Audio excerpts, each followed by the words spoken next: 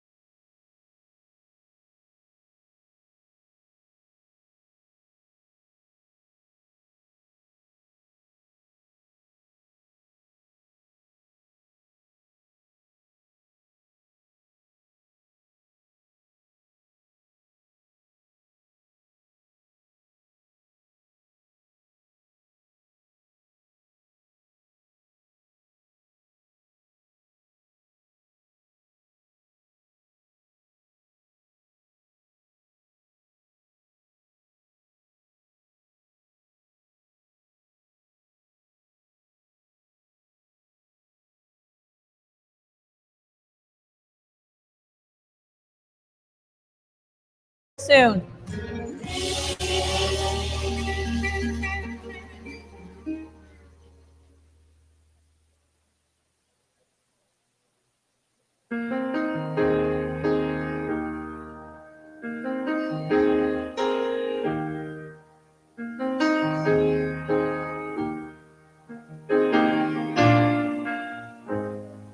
She'd take Colorado if he'd take her with her. Closes the door before the winter lets the cold in, and wonders if her love is strong enough to make him stay. She's answered by the taillights shining through the window pane. He said, I want to see you again, but I'm stuck in colder weather. Maybe tomorrow will be better. Can I call you then? She said, you're a rambling man, and you ain't ever gonna change. You got a gypsy soul to blame, and you were born for leaving. At a truck stop diner just outside of Lincoln. The night is black as the coffee he was drinking, and in the waitress' eyes he sees the same old light is shining. He thinks of Colorado and the girl he left behind him. He said, I want to see you again, but I'm stuck in colder weather. Maybe tomorrow will be better. Can I call you then? She said, you're a rambling man, and you ain't ever gonna change. You got a gypsy soul to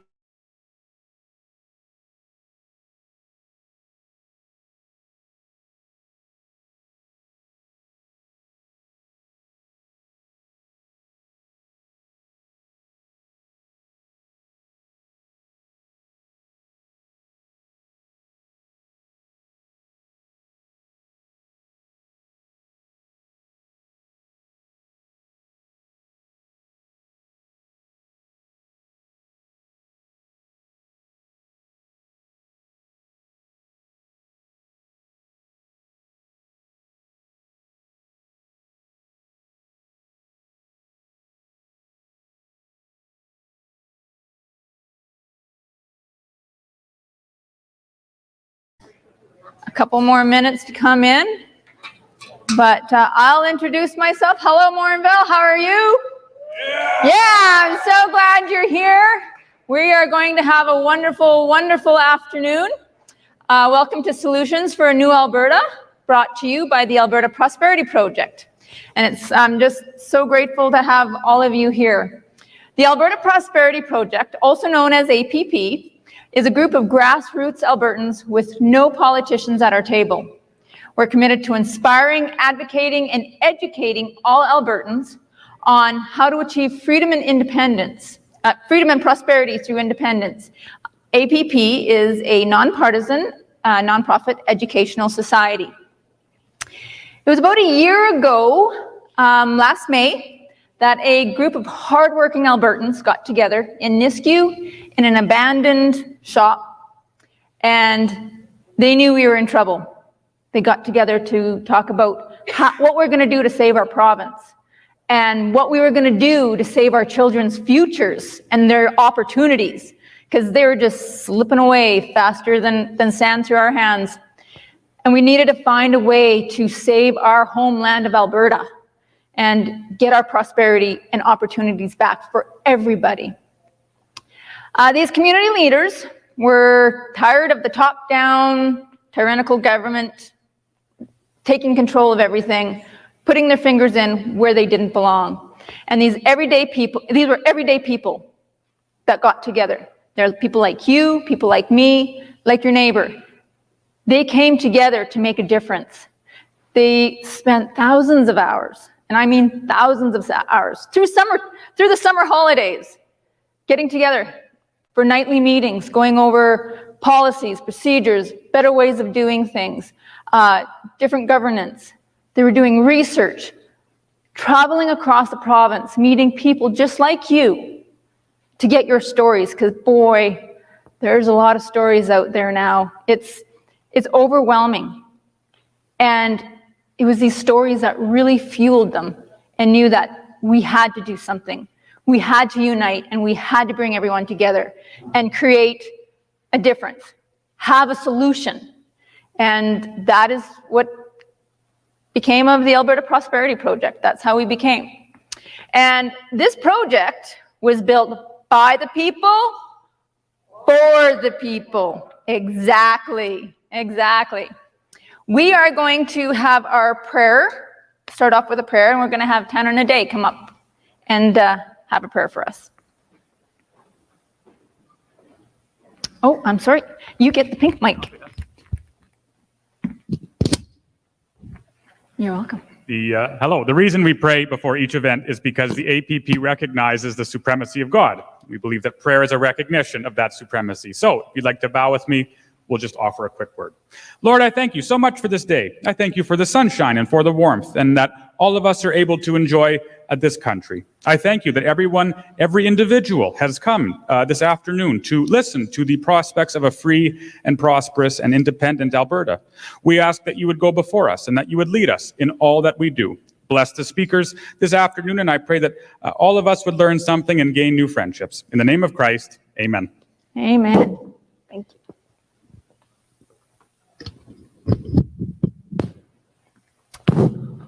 All right. So my name is Dana Blayon. I've worked in many different industries, as you know, every person in their career does. I've worked in the oil field, check. In entertainment, I was a songwriter, so in the music industry, and all of these industries have been very hard hit by our current situation. But the most important job I have ever had, and many of you can agree, is being a mom, right? Being a mom, being a parent, but being a mom is one of the most important jobs there is out there. We sacrifice so much for our children, and I want to say that I am so proud of all of you Alberta women who have stood up and fought that fight for our kids. Thank you. It was the women who were speaking up and saying, no more. We need to do something. And so we are so grateful that you have done that. My husband and I, we've dedicated ourselves to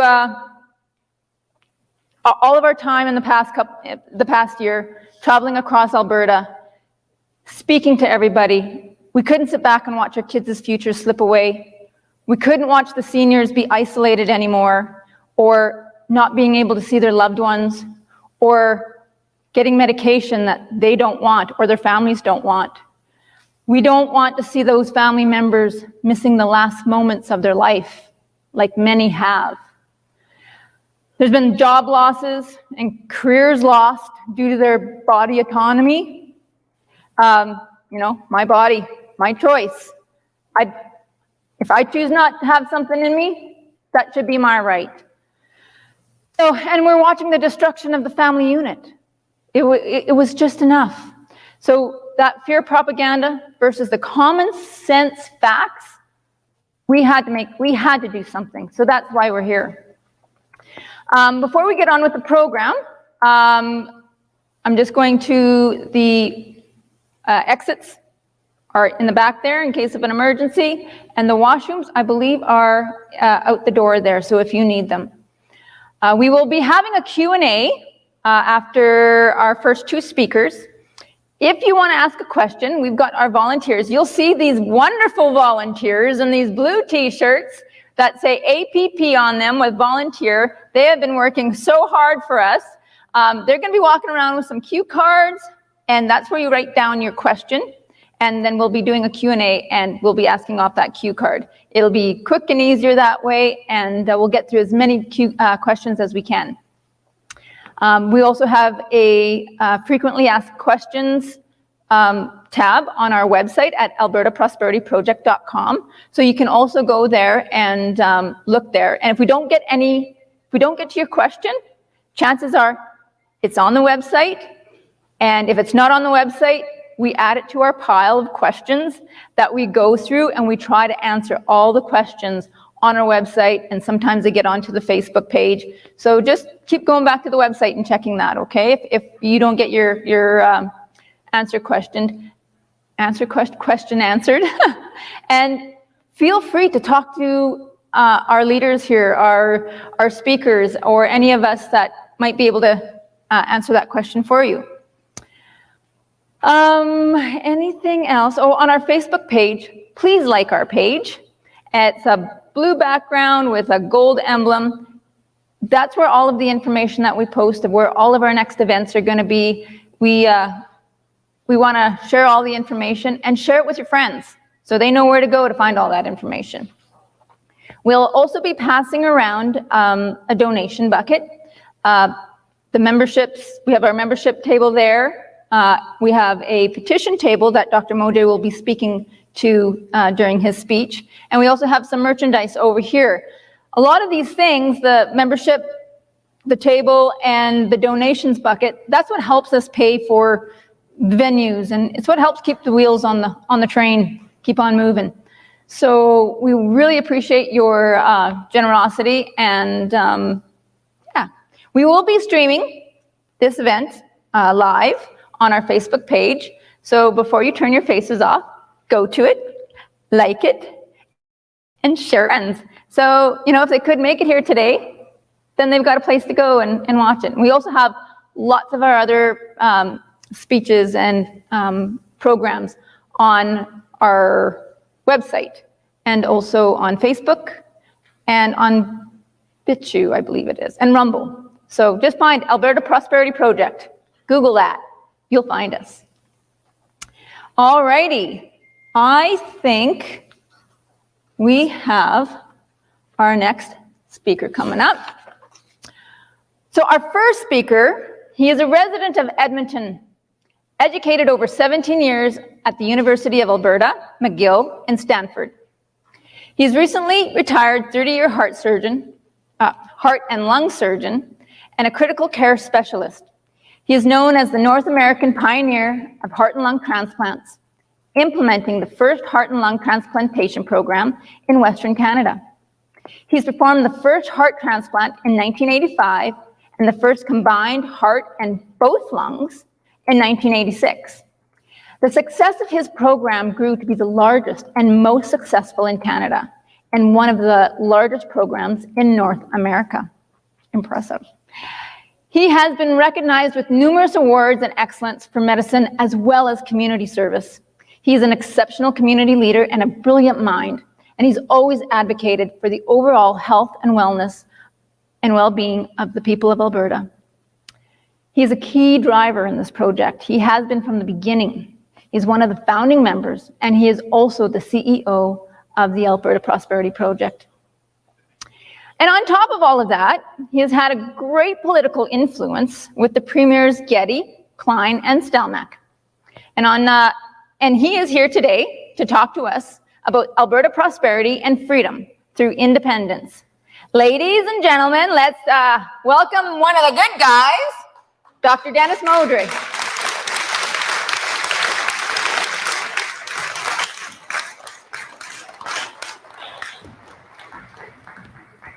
I call him the walking encyclopedia. Thanks, Dana. Oh boy, that was loud. Can everybody hear me well? I expect so with that volume. So for those of you who were listening to that introduction and you recognized that it took me 17 years to learn something, you must have thought that either I really know a lot or I'm just a really slow learner. You can decide.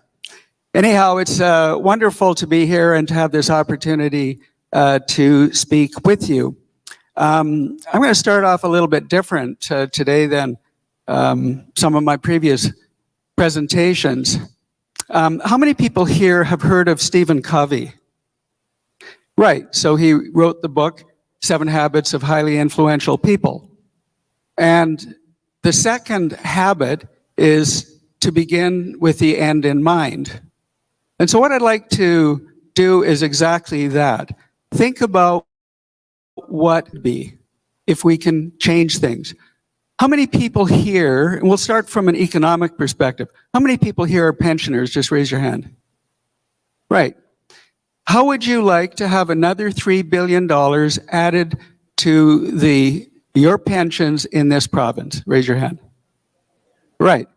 Well, do you realize that that is very possible because we now overfund the pension plan by $3 billion a year? Now, how many people here, raise your hand, are currently employed and pay taxes? You pay income tax. Okay, how would you like a flat 8 to 10% maximal marginal tax rate? Right. That also is possible. Why? Because we send to Ottawa $60 billion a year, for which we get back roughly 27. So you can imagine what we can do with that $27 billion. Now, how many people here would like to get out from under the carbon tax? It's about everybody. We pay dozens of taxes, many of which you don't even know about. What about ending equalization? How many people here would like to end equalization? Right. Well, these are all possible if we come together and we do something amazing that's never been done before. Now, I want you to think about something with respect to purchasing power.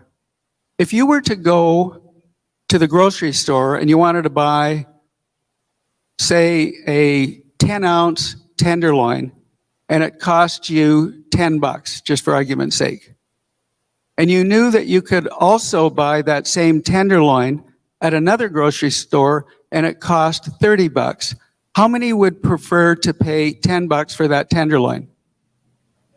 Right. Seems obvious, doesn't it? Well, this is what happens at the federal level. When you want to purchase something from private enterprise and it costs you $1 to purchase that product or service, to get that same product or service from the federal government, it costs you $3. I want you to think about how inefficient that is in terms of your own well-being and your own economy. Now, in addition to that, let's think about if we can take control of all of that, how much better your lives would be in terms of your purchasing power, your cost of living, and your quality of life. But let's look at now the issue of freedoms. How many people here would like to be free of over-governance, over-regulation, and over-taxation? Just about everybody. And that makes sense. How about freedom from wokeness, cancel culture, and critical race theory? Right, there's another one. What about freedom from the Great Reset that's coming at us like a freight train? So these are things that are possible to be free of.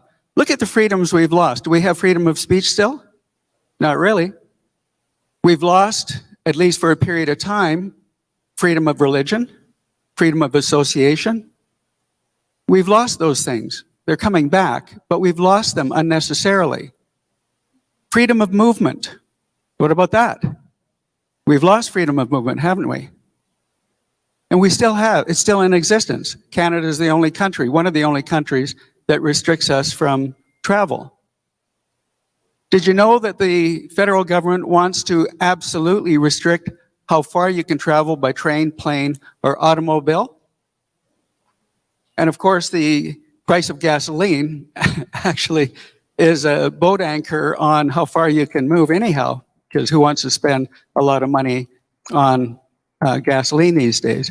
But here's a freedom that I think should be very troubling. The freedom that has been lost is the freedom of families to be the moral, cultural, and spiritual pillar of society, to pass on to future generations beliefs, values, principles, responsibility, accountability, critical thinking. Much of that has been usurped by a socialist education system that are teaching things to young people that they don't need right now. They don't have a mature enough mind to process what's being thrown at them. Don't you think it would be time that we get this responsibility back into the hands of parents? Do you agree with that?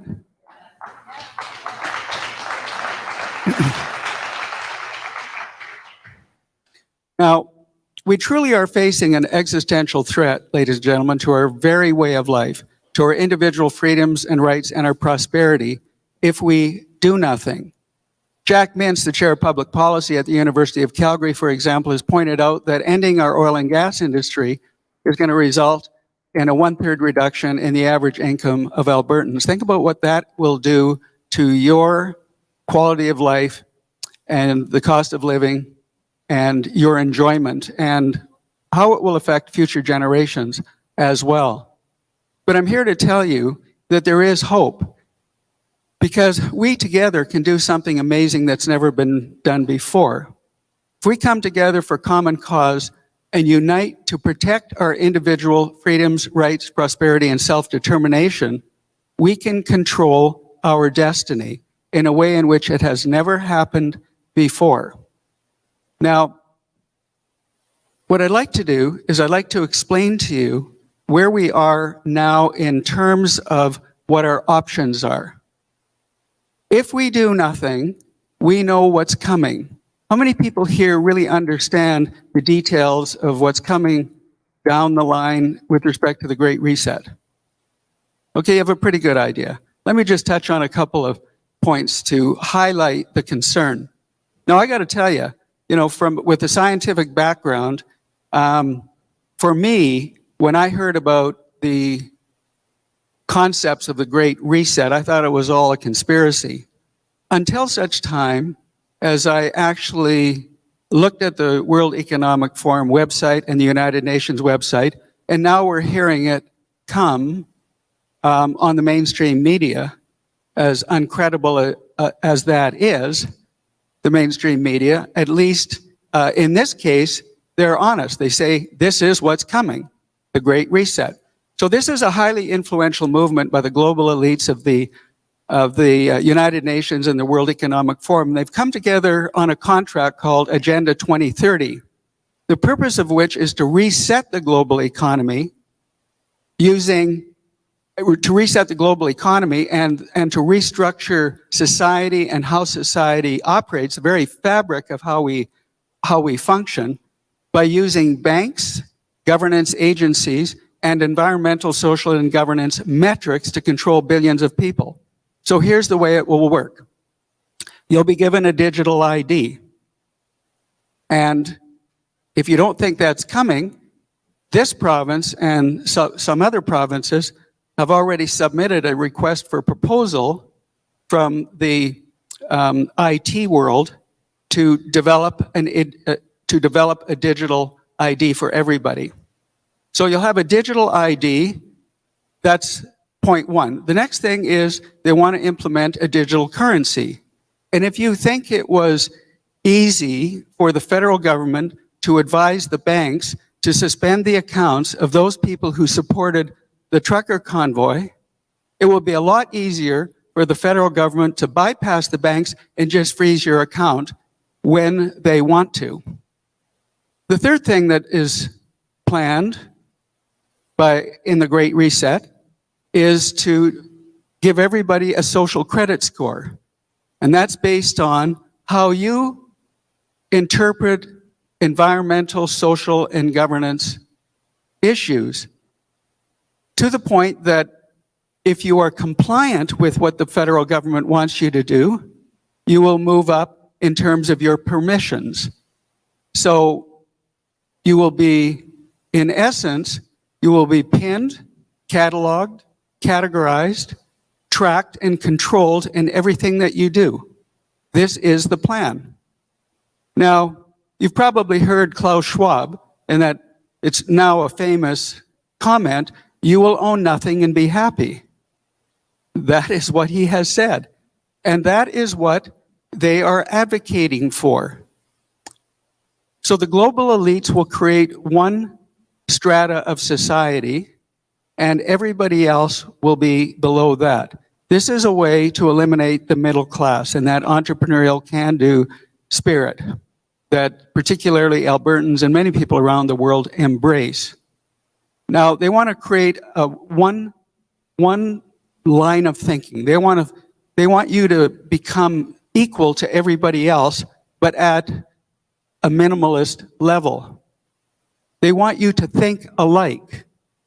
Well, the fact is we're all individuals, and we should be celebrating our diversity, not trying to make everybody equal. There's a reason I don't play basketball in the NBA. It should be obvious, right?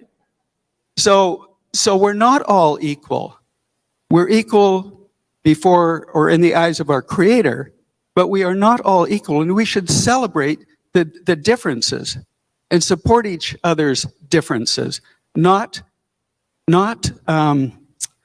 demean them, which is what's happening now with cancel culture out there. If you have a difference of opinion, you get canceled or dismissed or deemed irrelevant.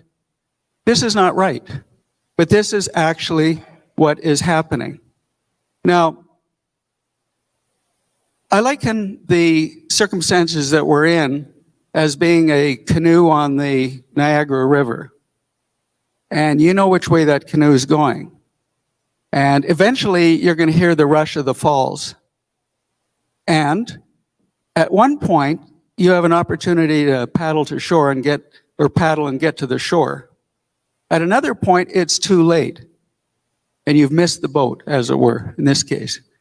But you didn't miss the falls because you're going over those falls into the abyss of the Great Reset. Now, these are things that are coming.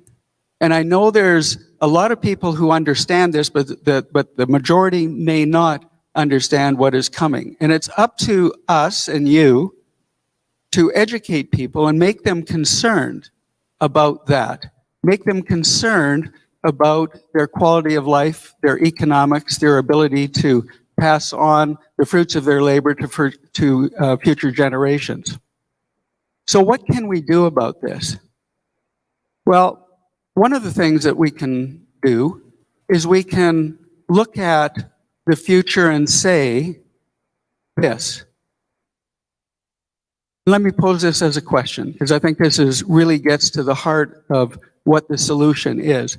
How many people here, just by raising your hand, how many people here would like the next provincial government to be in a position of strength to protect your interests, your individual freedoms and rights, your prosperity and your self-determination? How many people here would like that? Is there anybody here that would prefer that the next provincial government is not in a position to protect your individual freedoms, rights, and prosperity? So I see no hands being raised, so I assume, really, that you're all in favor of the next government protecting your individual freedoms, rights, and prosperity. If that is the case, the next question I want to pose to you is, are you willing to give the next provincial government a mandate to protect your individual freedoms, rights, and prosperity? Just by a show of hands. How many people would give the next provincial government that mandate? Okay, if you would give the next provincial government that mandate, then the next question is, are you willing to trigger the Clarity Act to make that happen? Now, how many people here know what the Clarity Act is, the Federal Clarity Act? A couple of people. Okay, most people don't know what the Clarity Act is. The Clarity Act was developed by the Supreme Court of Canada. And it was developed by the Supreme Court of Canada because the federal government asked the Supreme Court to define the pathway for a province to become an independent country. In other words, to leave Canada. And there are three very important components to that Clarity Act. Number one, a province that wants to leave Canada has to pose to the electorate a clear question that is easy to understand. Number two, there has to be a clear outcome. Now, when Quebec wanted to have a referendum on independence, what you needed was a 50% plus one majority. That still holds because that is still a clear majority. But the third point is the key one. This is the most important point of the Clarity Act, because what the third point defines is the requirement for the federal government and the provinces to negotiate with the province that has a successful referendum on independence. So here's the way it can work.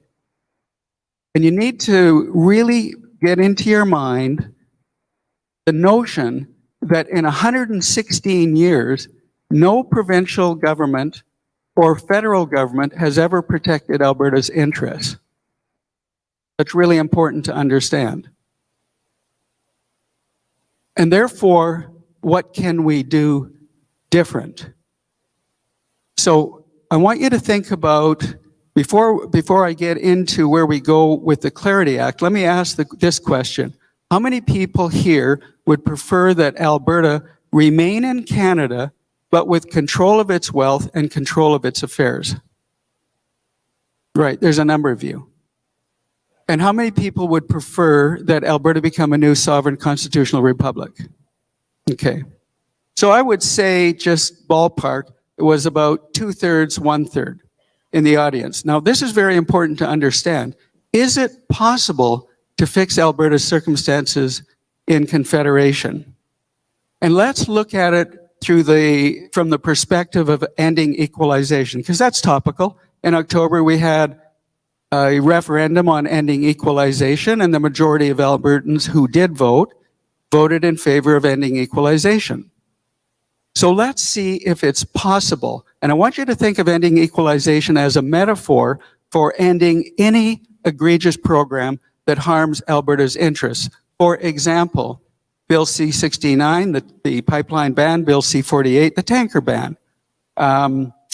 The issue of, for example, the Canada Health Act, which prevents creative solutions to solving the problems in healthcare. How many people here know that we function in Alberta, our system functions in the lowest quartile of performance in the highest quartile of cost? So there are serious problems with respect to our healthcare system. And just go back to the point that I made earlier. When you are seeking a product or a service from the private sector, it costs you $1. From the public sector, it costs $3.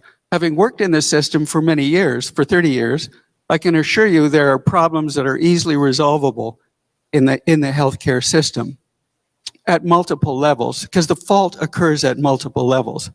But anyhow, I digress. Getting back to the point that let's think of ending equalization as a metaphor for fixing all of the problems that are plaguing Alberta with respect to federal-provincial governance relations. And let's look at it through the lens of history. Now, I already said to you that from a historical perspective, no federal or provincial government has protected our interests, our individual freedoms and rights, or our prosperity. And that is true. That's a true statement in 116 years. But why is that? Well, Alberta was incorporated along with Saskatchewan September 1, 1905, thanks to the efforts of a gentleman by the name of Sir Clifford Sifton. But what he said in 1904 is really prescient, is really important to understand, because what he said then informs us as to why we are in the dilemma that we are in now. So what he said in 1904 was, we desire, and all Canadian patriots desire, and when he refers to Canadian patriots, he's referring to those people who live in the regions of Quebec and Ontario, because it's a year before we joined, before Alberta and Saskatchewan joined. So we desire, and all Canadian patriots desire, that the great trade of the prairies refers to Alberta's wealth and Saskatchewan's wealth, that the great trade of the prairies shall go to enrich our people in the east, to build up our factories and our places of work, and in every legitimate way contribute to our prosperity. And nothing has changed. That was the genesis of for example, the national energy policy. And it goes on and on and on. So that's history. Let's look at ending equalization through the lens of the structural electoral imbalance we have in Canada. So as you know, we do not have representation by population. PEI, for example, elects one federal member of parliament for every 40,000 population. Alberta elects one for every 130,000 population. And it's no better in the Senate. Saskatchewan and BC have 25% of the population, 11% of the Senate seats. So what does this mean? It means this, that every federal election, it means two things. Every federal election will be decided by voter-rich Quebec and Ontario.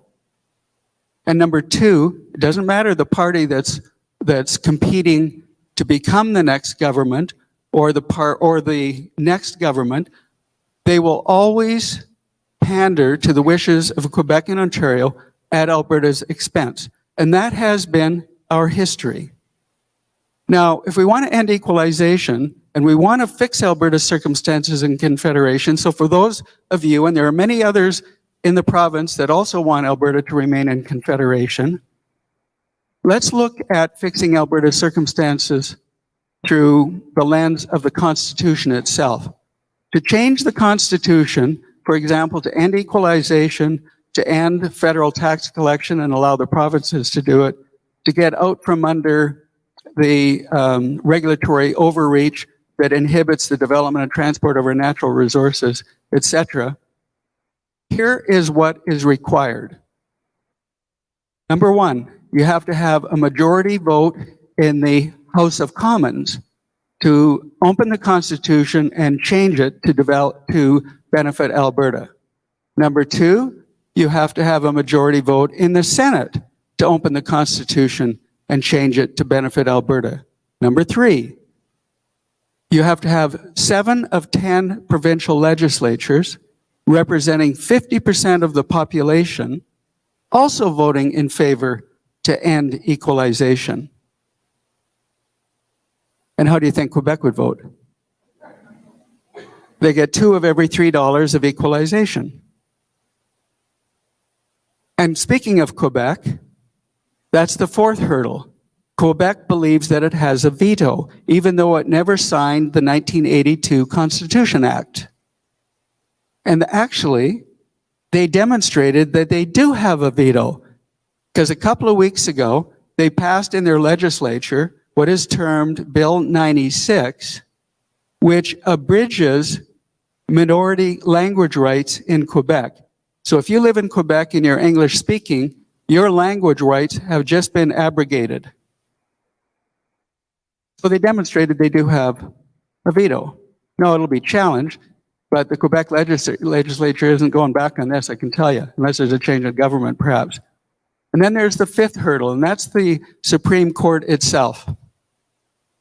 Now, when there's a constitutional battle, and there would be a constitutional battle, for example, with Alberta wanting to take control of federal taxation and various other things that we've touched on, then those constitutional battles take decades to resolve, not years or months or years, but decades. That's the history of dealing with very complex issues at the level of the Supreme Court.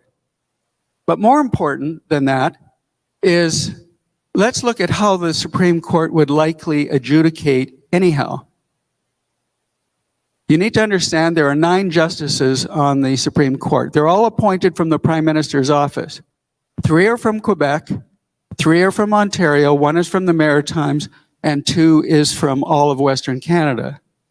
So what do you think the odds are that the Supreme Court would side with Alberta over Quebec and Ontario?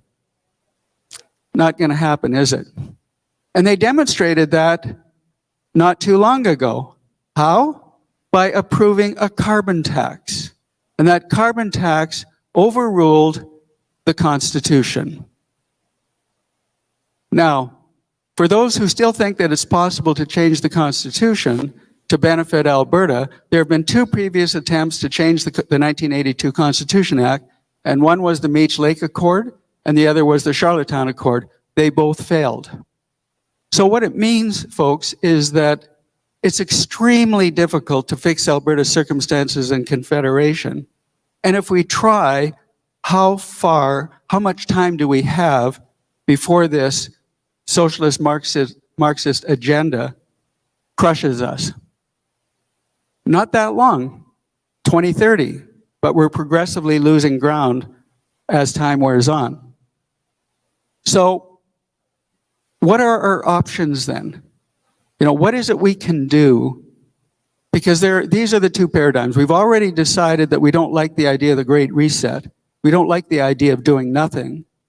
We already know that about a third of this audience prefers that Alberta stay in Confederation, and 2/3 prefers that Alberta get out of Dodge. What do we do about this? We have these two paradigms. Both paradigms want a better quality of life, more control of their affairs, particularly their individual freedoms. That's what people want. That's what you folks want. So how can we align these two? Well, it's like I posed the question. How many people here would like the next provincial government to protect their interests, individual freedoms, rights, and prosperity and self-determination? You raised your hand. How many people would like to give the next provincial government a mandate to do so? You raised your hand. I explained how you trigger the Clarity Act. You have to have a successful referendum on independence to trigger the Clarity Act. So how would it work? Let's look at this from a timeline perspective, because we don't have that much time. 2023, you elect a government that will do that which it can do legally within the Constitution and the construct of Canada as it is. In 2023, the government can pass a bill, call it the Alberta Sovereignty Act, which is what the Free Alberta Strategy has proposed as a name. Interestingly enough, in our strategic plan, we coined the same term. But here's the key things of that act, is that it accelerates the process of taking control of policing, pensions, immigration, employment insurance, and provincial tax collection. That is all legal and within the Constitution. Taking control of provincial tax collection sets the stage for taking control of federal tax collection. So now you've set the stage by doing that. The Sovereignty Act also changes banking and insurance and security regulations to protect depositors from CRA and the federal government. So the kind of thing that happened to those of you who may have supported the truckers and had your accounts frozen can never ever happen again. So, but here's the key thing. Is that in that 2 years, because you can take control of those 5 things that I just said, you can take control of all of those things within 2 years. So by 2025, you have control of those things. But that still doesn't give Alberta the control that it needs in terms of preventing the Great Reset or controlling our own wealth, because in order to do so, you have to take control of federal taxation. Then you really have control. So what happens then in that first 2 years, the next provincial government is negotiating with Ottawa in order to take control of federal taxation, to end equalization, to end Bill C-69 and Bill C-48, to end the Canada Health Act, and other things that egregiously, adversely affect Alberta. And in so doing, what that provincial government is then doing is demonstrating to Albertans the intransigence of Ottawa in order to deal with Alberta, that they will be unwilling to give up on those things. So that sets the stage, ladies and gentlemen, for a petition, or for a referendum rather, on independence. And meanwhile, the Alberta Prosperity Project in this next year and in the next 2 years after that, will be continuing to educate Albertans on the rationale and merits of independence.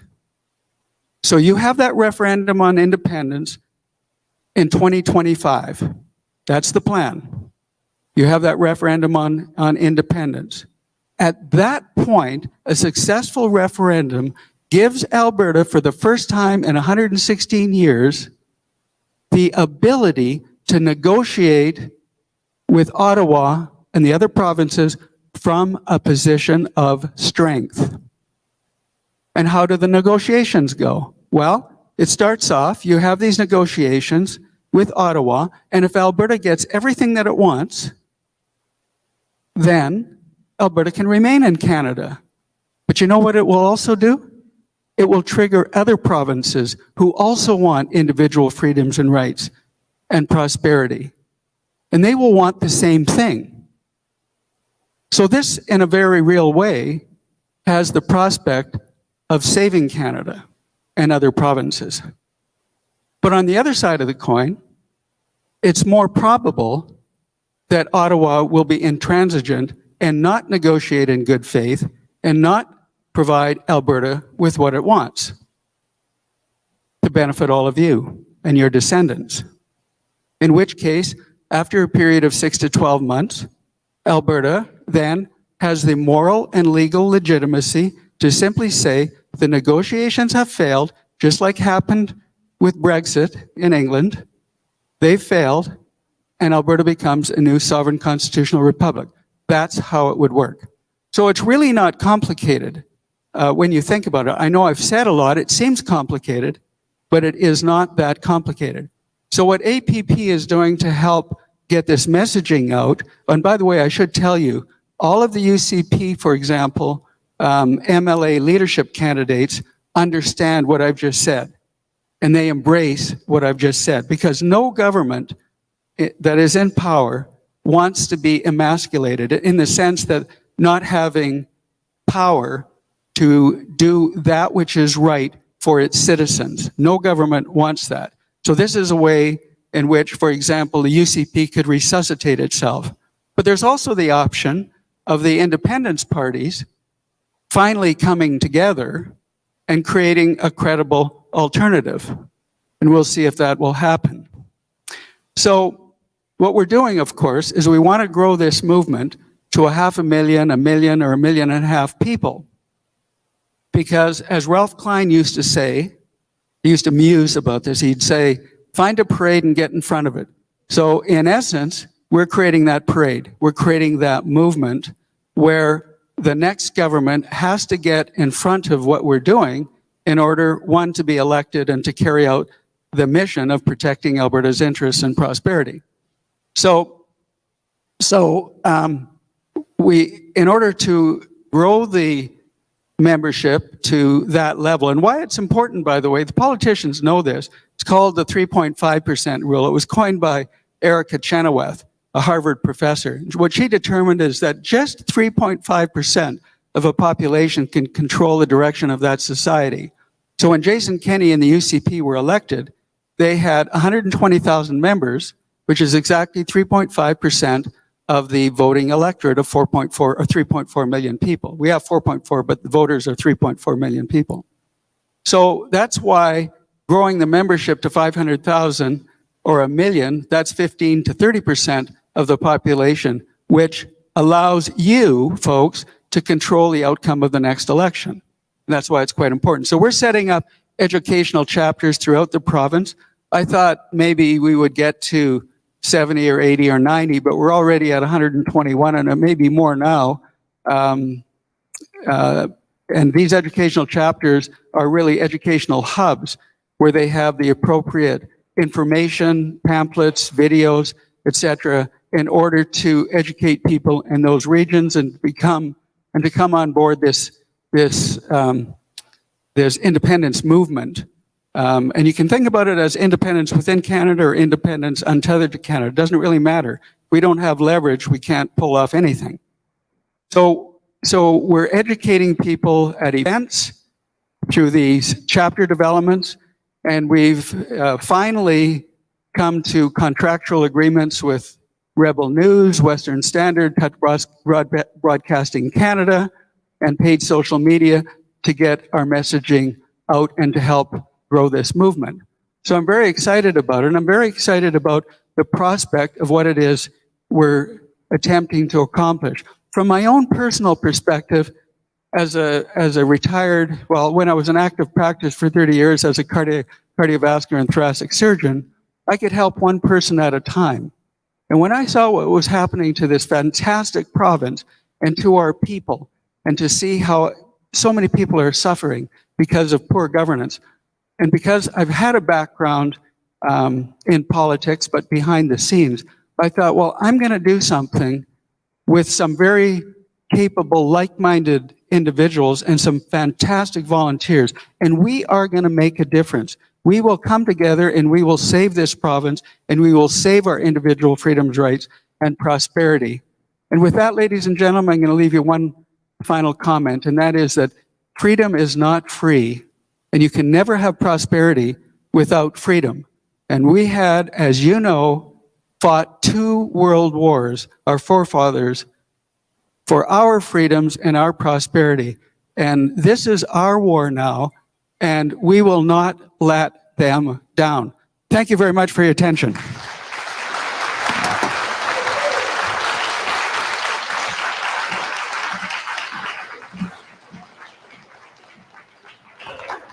Dr. Dennis Modry, everyone.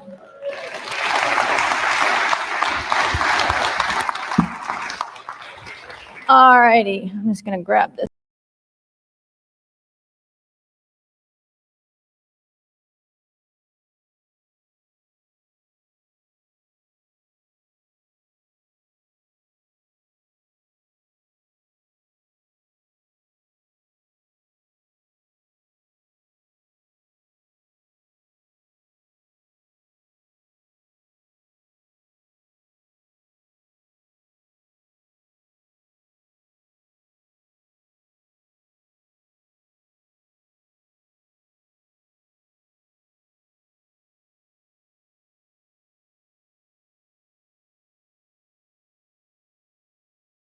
Ask Richard and Pauline Handel, where are you guys?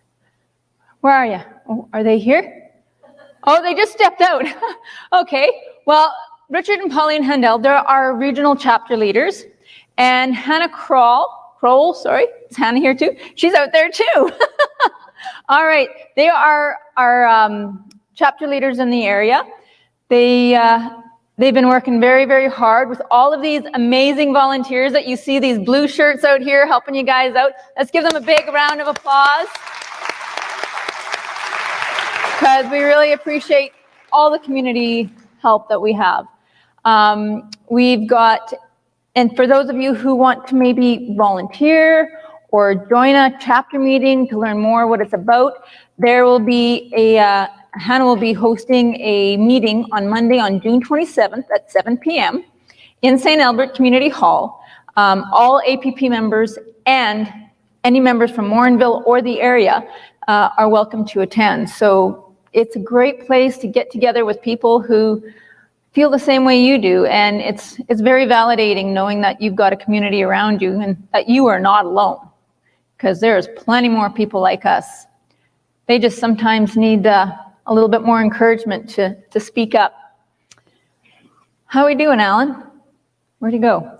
Elaine, how are we doing? Keep going? Okay, all right. Okay, all righty. We're gonna have our next speaker. He is from Lloydminster. He's a brilliant industrial organization economist and a published author.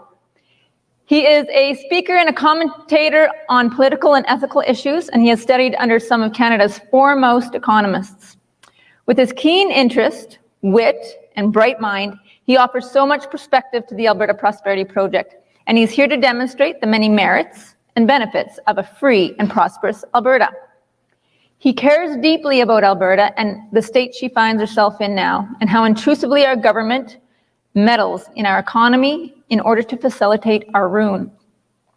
He is the VP of Economics for the Alberta Prosperity Project, And he and his brother Hunter are also our podcasters. So we have an Alberta Prosperity Project podcast, and it is growing phenomenally. Like every week, I think it doubles in viewers, and it's really entertaining. So I highly suggest you go on Apple Music or Spotify or anywhere you find podcasts. You can find it there, and they're a lot of fun to listen to and very educational. So here, further ado, our economic forecast for an independent nation of Alberta is Mr. Tanner Naday.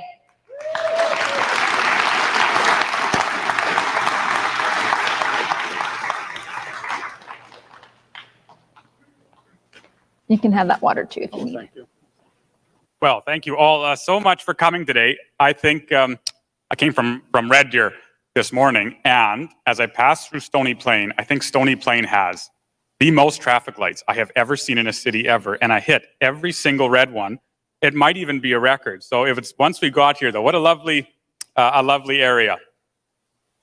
One of the most popular, perhaps the most popular contention or question that we receive when we discuss the benefits and merits of independence regards landlocking. The most common question I believe that we receive is, what about landlocking? What about landlocking?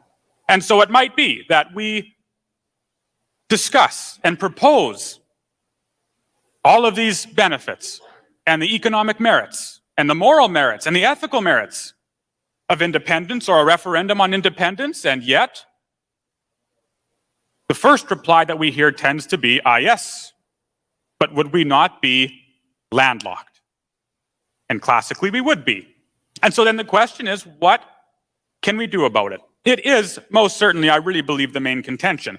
And let us not be foolish. As this movement continues to grow, and as it continues to gain a foothold in the foundation of Alberta politics and Canadian politics as a whole, we will hear that contention more and more and more.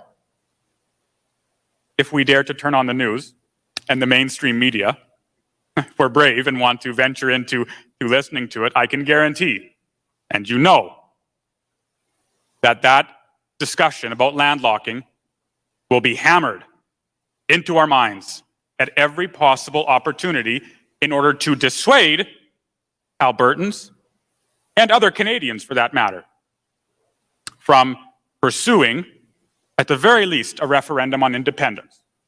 The goal will be to eradicate it before it begins. And so that's my topic for this afternoon. What about Alberta's landlocking, or our landlocked nature, with regards to independence?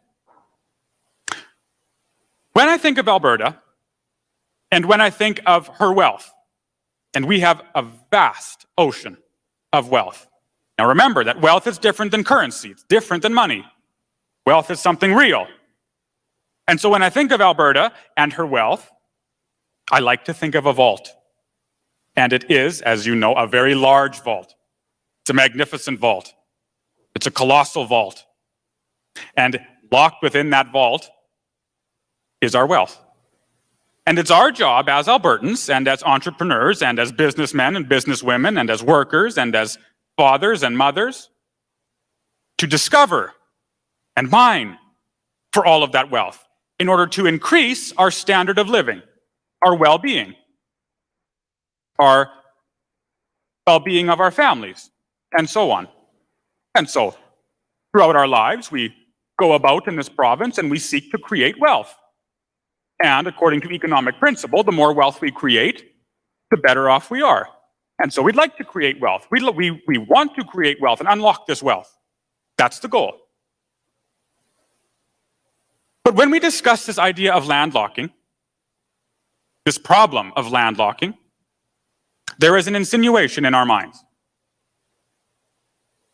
In our minds is the idea, tends to be the idea, that our vault of wealth is presently wide open, and it flows in and out of the province at magnificent capacity, and that anytime we want to just enter that vault and discover and capture the wealth that we want, we can do so. Is that true?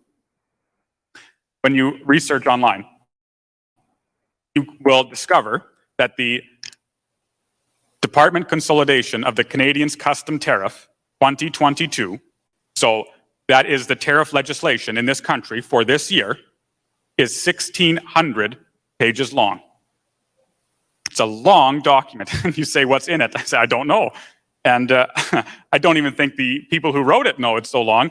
But it goes to show that although we have trade, not as free as it could be. Insinuated at the back of our minds and at the forefront of the minds of those, perhaps in the mainstream media, who are pushing the narrative that an independent Alberta is an impossible Alberta, is the idea that our trade is currently healthy, or as healthy as it could be. And yet, look at the regulatory structure in this country. Here we have a province full of oil, full of commodity, not just oil. And yet, because of egregious and restrictive bills like C-69, all of that wealth is locked in the ground. And this is in Canada. This is not independent, as you know. Because of these bills and this political interference, the regulatory environment that has been adopted and that is now presently hampering Canada is, for investment purposes, deadly. Investors are fleeing because the regulatory environment is not conducive for life in the investing sector. And so that's the first point to make, is that when we're talking about landlocking, we must realize that at present, not all is sunshine and roses. At present, not everything is perfect, and I do not forecast this getting better anytime soon. Not when you read the federal government's policies. Not when you read what Justin Trudeau and the other members of the Liberal Parliament and Cabinet intend to do in this nation. And so we must remember that. Now, secondly, we just heard a detailed report, a proposal from Dr. Modry that describes the steps towards independence, or a referendum on independence. What he's really describing is the steps toward negotiating leverage for Alberta. That's what we just heard. And when he was talking about that, you remember that he mentioned a period of 6 to 12 months post-referendum where we negotiate with the federal government. And that is not the federal government's choice to deny that. As ruled by the Supreme Court, that is what must happen. And so you see the second point that will be insinuated in our minds from mainstream media or from the opposition of this movement is that once we gain independence, we won't know what to do. That is, one day we'll have independence, the next day, one day we won't have independence, the next day, without any planning, without any idea of what's going on. We will be independent, and then we'll be like sitting ducks in the water. But as I mentioned, Dr. Modry just talked about that period of 6 to 12 months. You see, this is not a plan that is void of planning.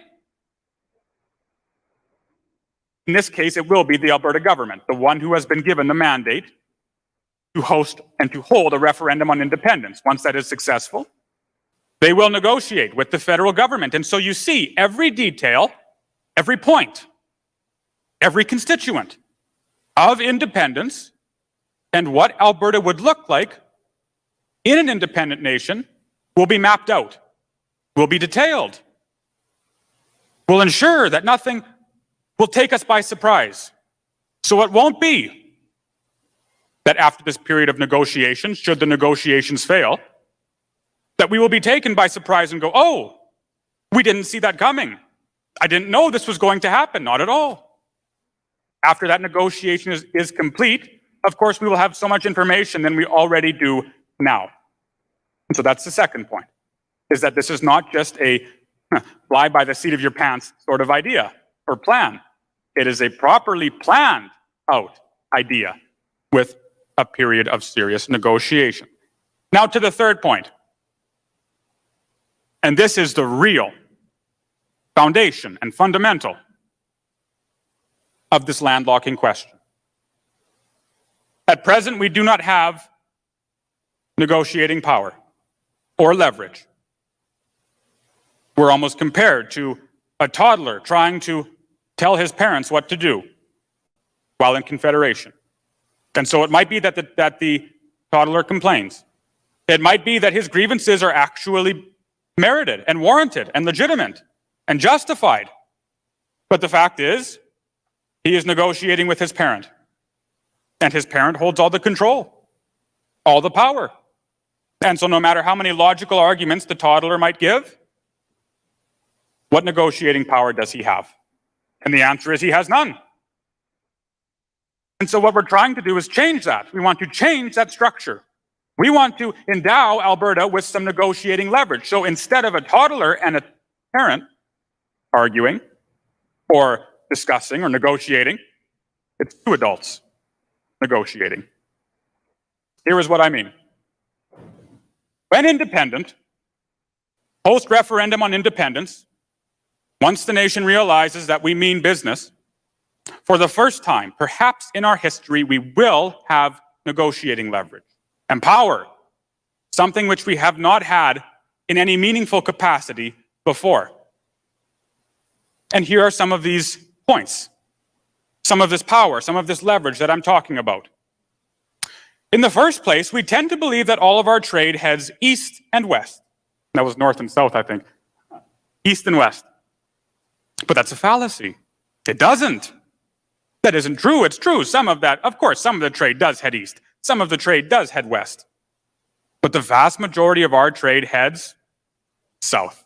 The vast majority, 90+%. And I mean, the COVID numbers have skewed the data a little bit over the last 2 years. But when you look at the long-term data, it's clear that 90+% of our trade is facilitated with our friendly neighbors in the south. And why shouldn't it be? It's efficient. They're a rich nation. They're a wealthy nation. And they're our friends. So why wouldn't we trade with them? And so you see, when independent, should Alberta become independent of the nation of Canada, well, then we would be freed from all of Canada's trade negotiations and rules and tariffs and regulations that it has with America. And for the first time, we could trade with America as an independent nation as we properly want to, with proper negotiators, freed from Canada's influence. That's the first point. You must also remember that Alberta is saturated with capital from international markets. I mean this insofar as many of our oil companies have vested American interest, right? We are integrated and intimately known with markets other than the Canadian ones.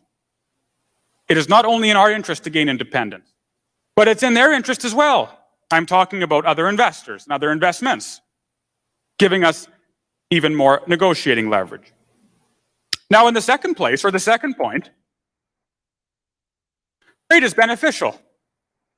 The reason we trade is because we believe that by doing so, we will be better off. And that is true for both parties, because if it wasn't, nobody would trade. So it might be that I have a pencil, and it might be that my friend has a pair of glasses, and if I can't see and he needs something to write, well, we'll trade. And as such, that both of us will be made better off. Now, again, the same is true of Alberta. Here you have Canada, with many goods and much industry. But you have the same in Alberta. Here we have a province full of oil, full of commodity, full of plastics, or the making of plastics and machineries, forestry, etc., etc., etc., and this industrious, hardworking, humble spirit that is the embodiment of, in my opinion, the West.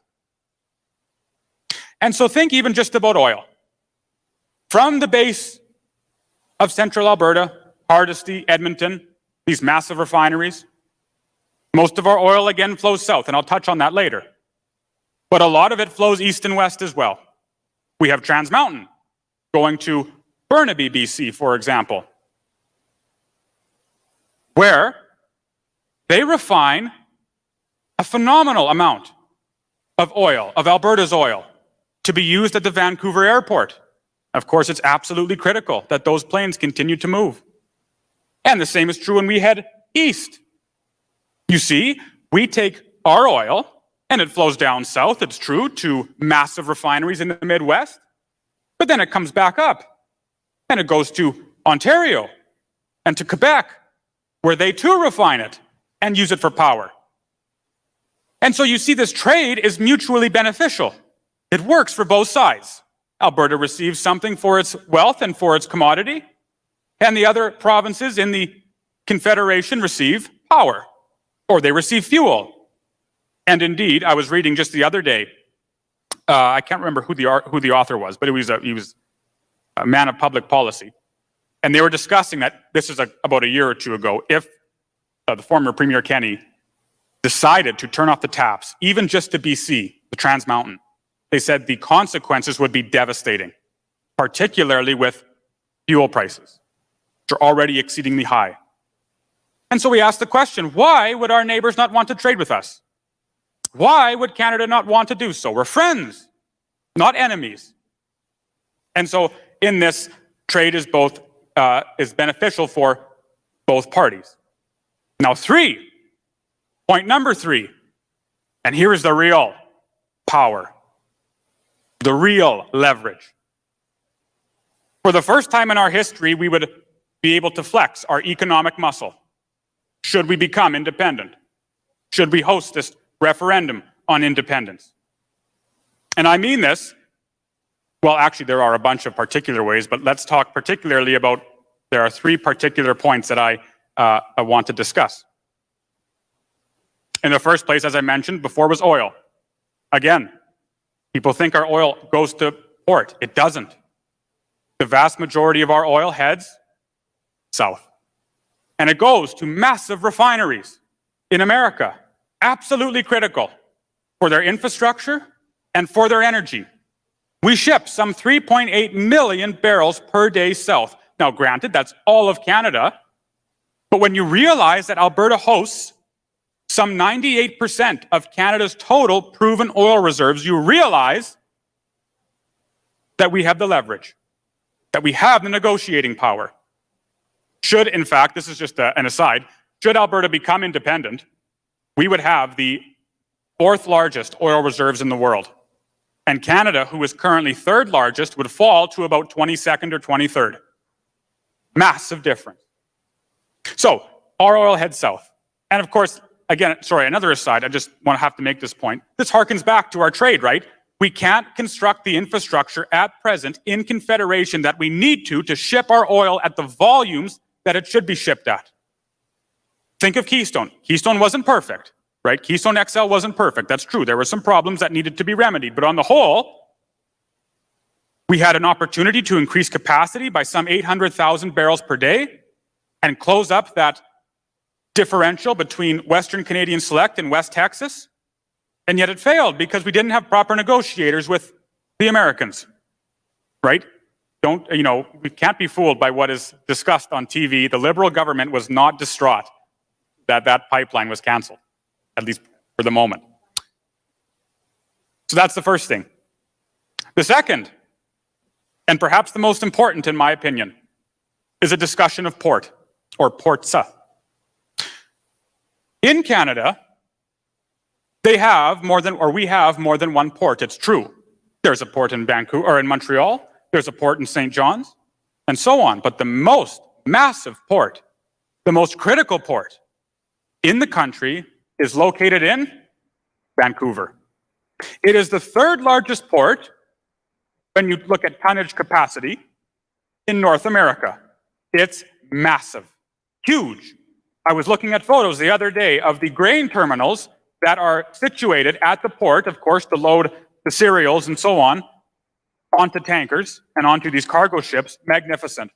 It's phenomenal to see. It's an engineering and infrastructural miracle. Brilliant. Hundreds of millions of tons flow in and out of that port every year. An efficient port, and it's necessary for Canada's flourishing. Now, let's suppose that post-independence, Canada decided to play rough. I really don't believe they would, and I mean that honestly. I do not believe they would do so, but suppose they did. Suppose they decided to play rough. Well, then, of course, Alberta could play rough too. Suppose that they did deny our access to port, because it's true, although the vast majority of our trade does head south, some of it does go to port, like the cereals. So suppose Canada decided to cut us off entirely or try to do so. Could we not retaliate? Could we not say, fine, deny our access to the Vancouver port and we shall, on every single good that crosses to or through our province, whether from Vancouver or going to Vancouver, we will put a tariff on every single good until you give us access. And if that still doesn't work, if you still haven't taken attention to what we're trying to do, then we will block every single good from crossing to and through Alberta to the Vancouver port until you give us access.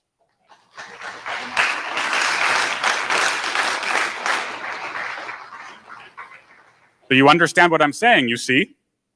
It's true that there are ports, like in Montreal and St. John's, that are large, but nowhere near as large as Vancouver.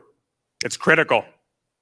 And so if we were required to block access to that Vancouver port, right, from Ontario and Manitoba, etc., Canada would become, for all intents and purposes, the landlocked nation. It's true those ports in the east would remain open, but they don't have the capacity to take in all of the excess that would be lost as a consequence of closing off access to the Vancouver port. It's true that Canada could ship through Saskatchewan and up to the territories in the north and down to BC, but where's the infrastructure? Do you suppose that grain gets to the terminals at the port by semi? No. It goes by train. Trains that go right through Alberta. Not only so, but we suspect, and I believe rightfully so, that once the rest of the provinces, certainly the western provinces, see that Alberta has gained its independence and that its taxes have fallen drastically, dramatically, and that the overall well-being and health of the province has increased substantially, well, we expect them to follow. Why would they not? As Ralph Klein would say, according to Dr. Modry, when asked if you were the leader of Alberta today and you were asked to sign into Confederation, would you do so? Mr. Klein would say, well, to ask the question is to know the answer. And so, again, once these provinces see exactly what we're accomplishing and exactly what's happening, we believe that they will follow. This is why Alberta, it's been tasked to us to lead the way. It's been granted to Albertans to lead this movement in order to not leave Canada, but to save it.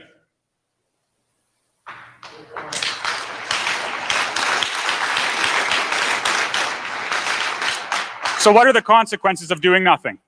Of course, they are higher gas prices, power prices, higher energy prices. All of these things distorted by a hard and heavy imposition of tax and the continued bane of things like inflation and restricted trade because of political interference. Right? If we continue on the path that we are going presently, the concern about us getting to port or to other nations will be the least of our worries, because there will be no wealth that we will be able to mine or discover any longer. The government, the federal government, shall shut us in. But again, we have this opportunity now. It's been granted again to us as Albertans to lead the way. Lower gas prices, lower taxes, a stable economic regulatory environment that facilitates a healthy and free trade is what we are proposing. For the first time, Alberta can have the economic leverage of a nation, not just a province. We can have the regulatory apparatus and sensibility of an industrious people, and we can have the monetary stability and the trading freedom of a rational and secure and prosperous and strong province. Thank you.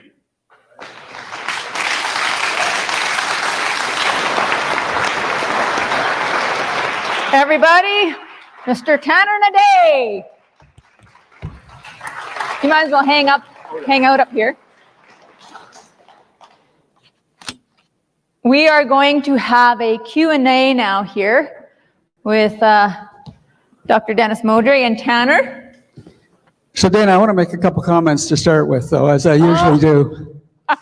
So Tanner gave a very in-depth discussion about being landlocked. I want to simplify it by saying we're not landlocked, we're policy locked. Switzerland and a number of other countries are landlocked as well, but the international norm is for countries that are landlocked to permit these countries to have access to tidewater. And even the United Nations Convention on the Law of the Sea, Articles 124 and 125, ensure that landlocked countries have access to port. So that's what I wanted to just touch on with respect to Tanner's very detailed analysis. But there's something else I want to say as well. And you may have figured out already, I could be talking to you for hours. There's so much to talk about. If you were going to tear apart what's happening with respect to climate change, that's a whole discussion in and of itself. But I just want to paint a very quick picture for you to think about this, because this is what we have advocated for, is this vision for Alberta to become the most free and prosperous nation in the world to work, live, raise a family, and start a business, where for the first time since Canada was incorporated and since Alberta and Saskatchewan were incorporated into Canada, that First Nations are actual true equal partners in the creation of a new nation of Alberta. And number three, where no one is left behind, there's no reason for political left and right, and where workers' rights are protected, but business is actually allowed to thrive and create those jobs. And where healthcare, education, social services are compassionate, but actually effective. And where individuals and their families can have a high quality of living, much higher than it is now, and actual freedom. And finally, where Alberta itself becomes the lowest taxed and highest GDP per capita nations in the world. And why do we know that? Because when Ralph resigned in 2006, we had no debt, 36 billion in cash and assets, the lowest unemployment in history, and we were the number 2 GDP per capita region in the world. And when you talk to the captains of industry out there, this is what they say, an independent nation of Alberta overnight would become the number 1 GDP per capita nation in the world. Yeah. All right. Well, that actually answered one of our questions that was in the file, so that's great. Thank you, Dennis.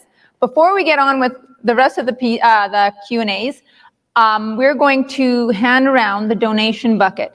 Now, the donation bucket helps us pay for the hall, pays for marketing, pays for all these expenses that a lot of us give within the organization too. So we appreciate your generosity of what you can give. So our volunteers here will be handing around that bucket. I also want to bring up Richard and Pauline Handel. They're kind of MIA last time.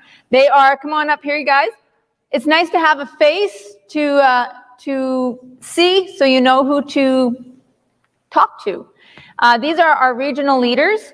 Within our chapter, we have 7 regions.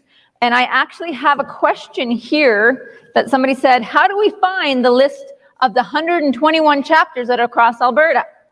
Well, one of the things you can do is go to albertaprosperity.com, and you can either email or talk to also Shannon Packham, who's, just wave your hand, Shannon, this individual here, or you can talk to Richard and Pauline, and they can help you find out where your chapter is in your community. And if you don't have one in your community, how you can start one. And it's basically having coffee with your neighbors and coming together and creating that community for yourselves and sharing the information and getting more members so we can create a bigger community, a stronger community, of membership so we can go knock on our premier's door and say, here we are, and hear us roar. So that is the whole goal. We have the voices. If we have the membership, we have the power. So we have our 7 regions throughout Alberta, but we also have something that's really, really special. We have a youth chapter. I want to hear a big round of applause for that. Here is one of our youth chapter leaders, because he's actually considered one of our youth and one of our leaders.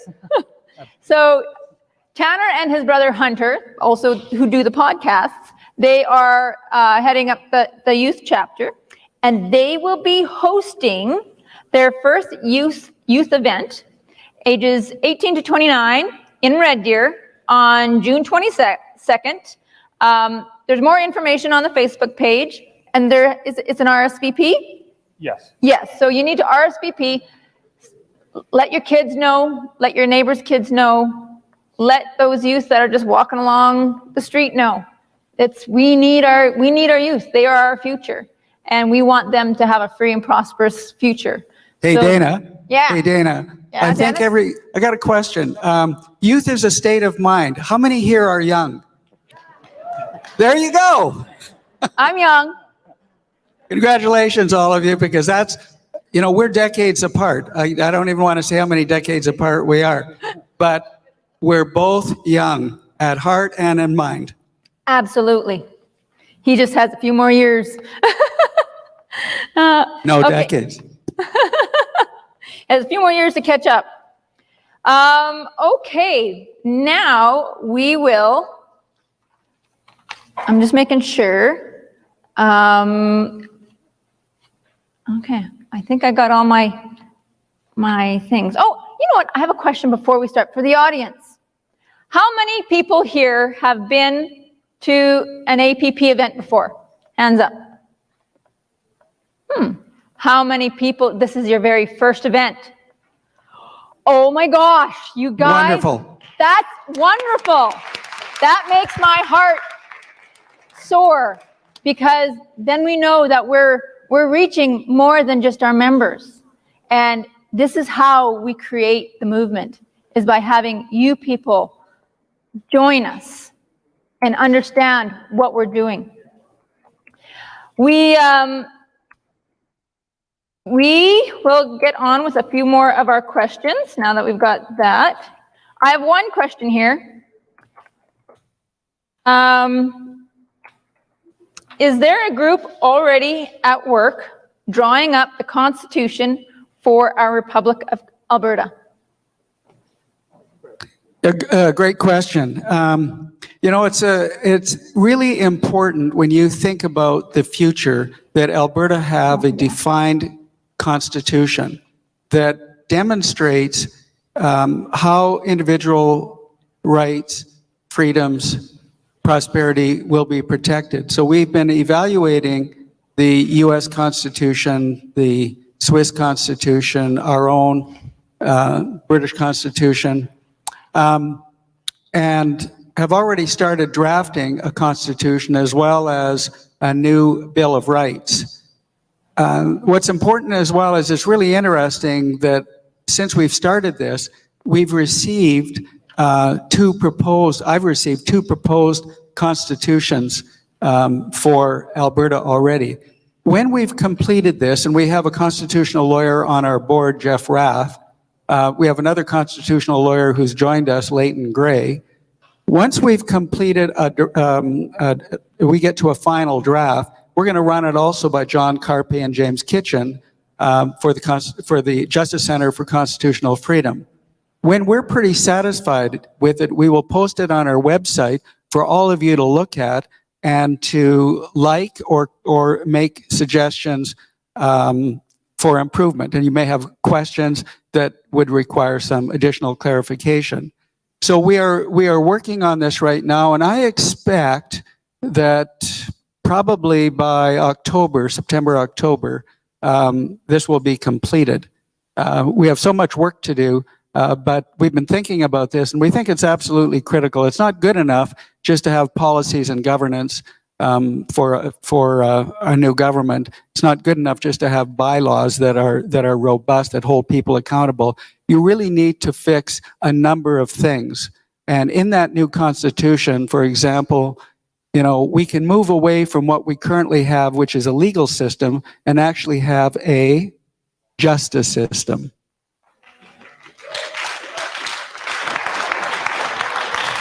All right.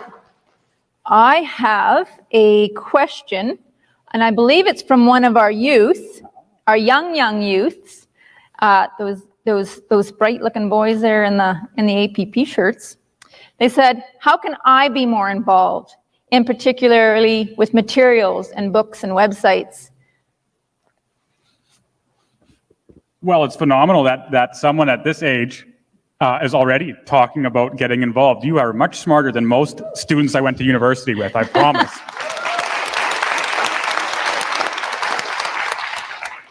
Even things like this, I would say whatever you feel contributes to discussing this idea, even to your peers at your age, as young as you might seem.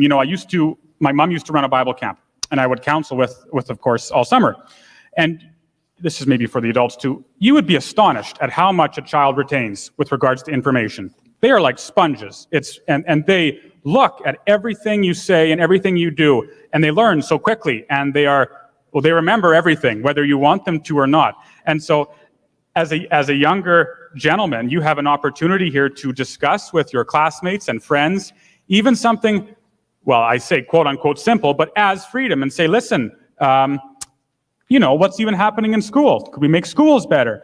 With regards to starting a youth, with regards to even the website or websites, direct people there, at this point, it's honestly whatever you can think of. And you might have an even more profound effect on older adults as well.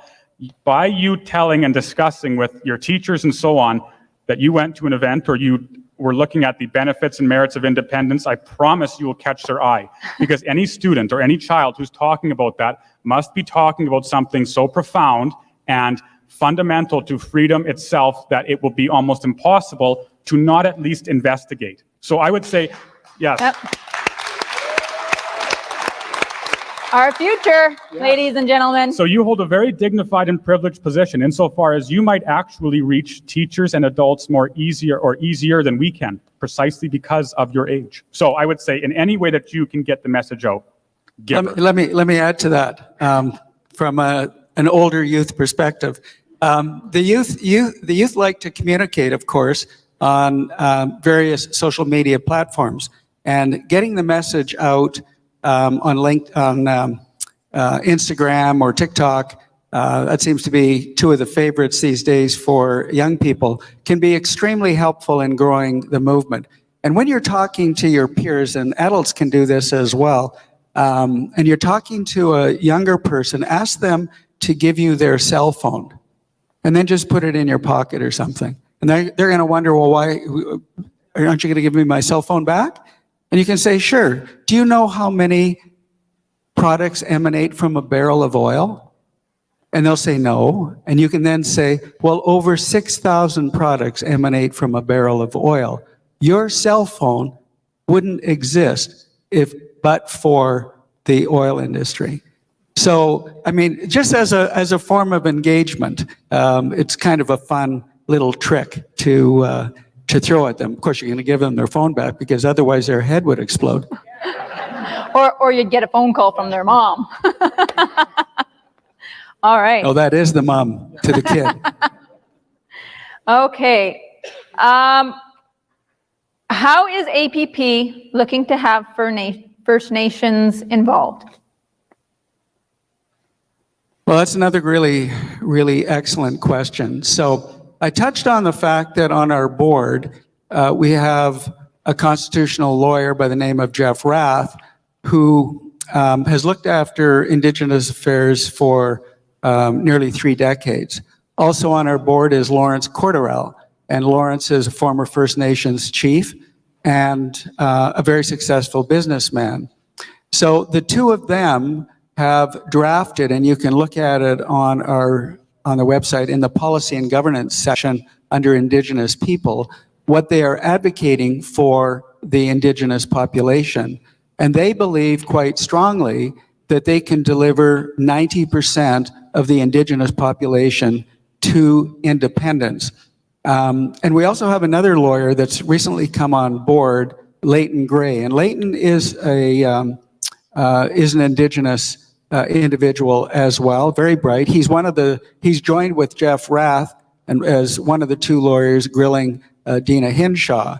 But he also is a constitutional lawyer, and he also believes that the Indigenous population would benefit massively from independence, particularly pertaining to how the policy governance document is drafted right now. So we're very confident that the Indigenous population will support this, because what happens now, many of you know, for example, that the Siksika population just recently received $1.3 billion.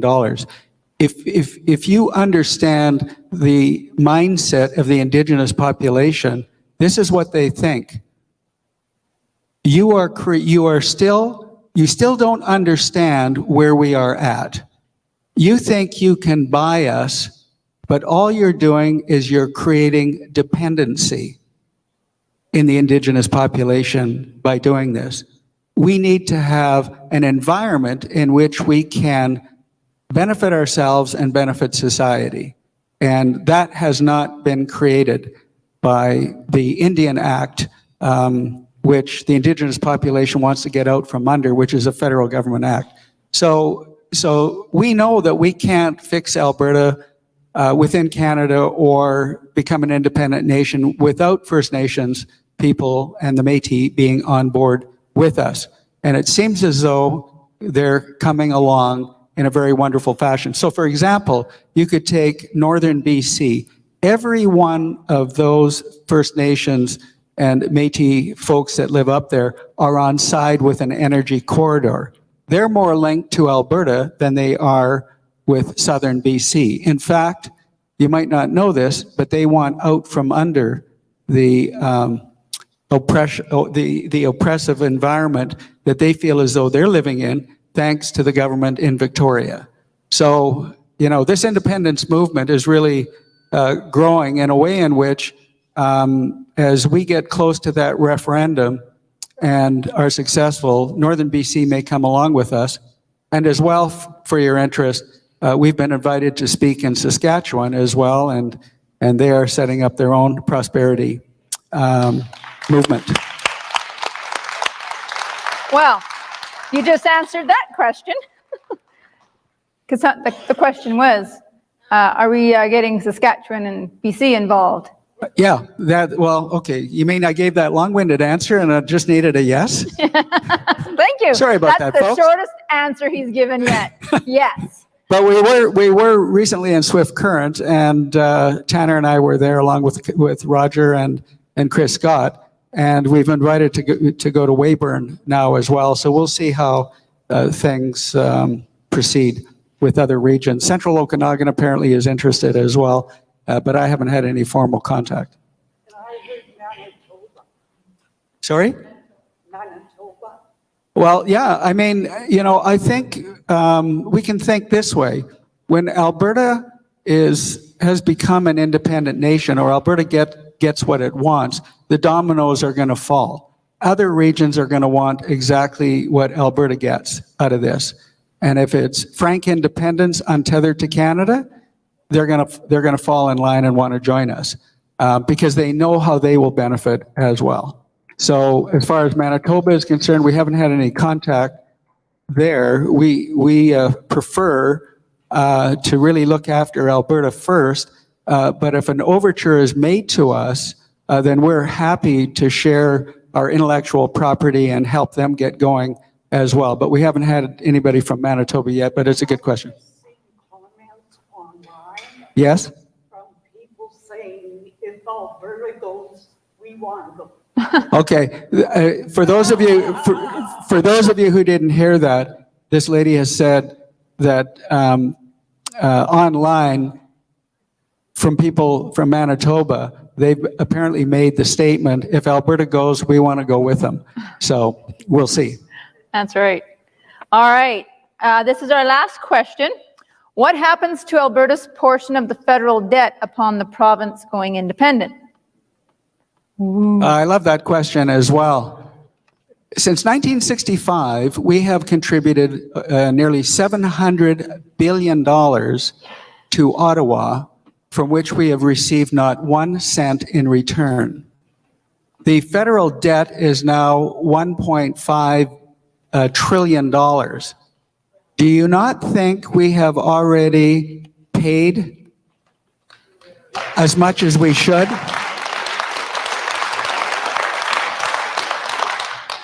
Like I said, when Ralph retired in 2006, we had 36 billion in cash and assets on the books. Right now, we have 125 billion of debt in this province.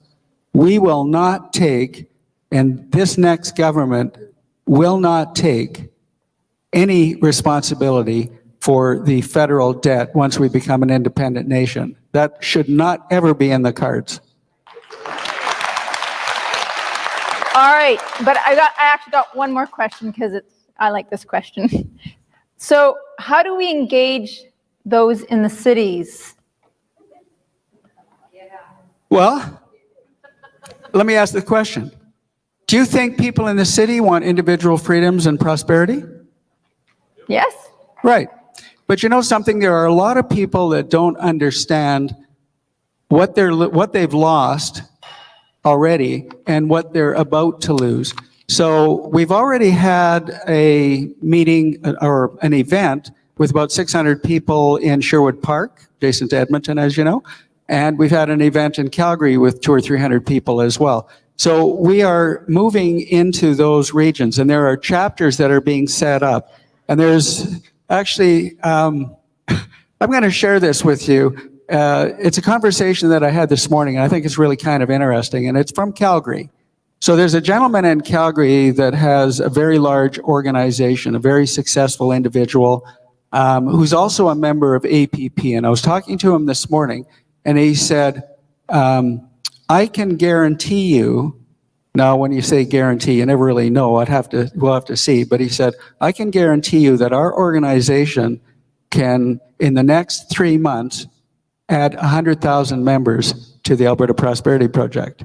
So these are the kinds of things that are happening, and the messaging is getting out, and we are rapidly growing. We have over 250,000 followers on social media now as well.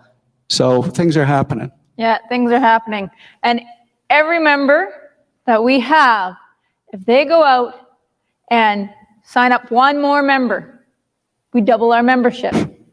And then a couple weeks later, sign up every member that we have, get one more membership. Again, then we double our membership. This is a movement of the people. Just the core group of us, we can't do that on our own. So that's where we need our fellow Albertans to stand with us and take this movement forward. It takes us all. So, rah, rah, rah. All right. So that's it for our Q&A.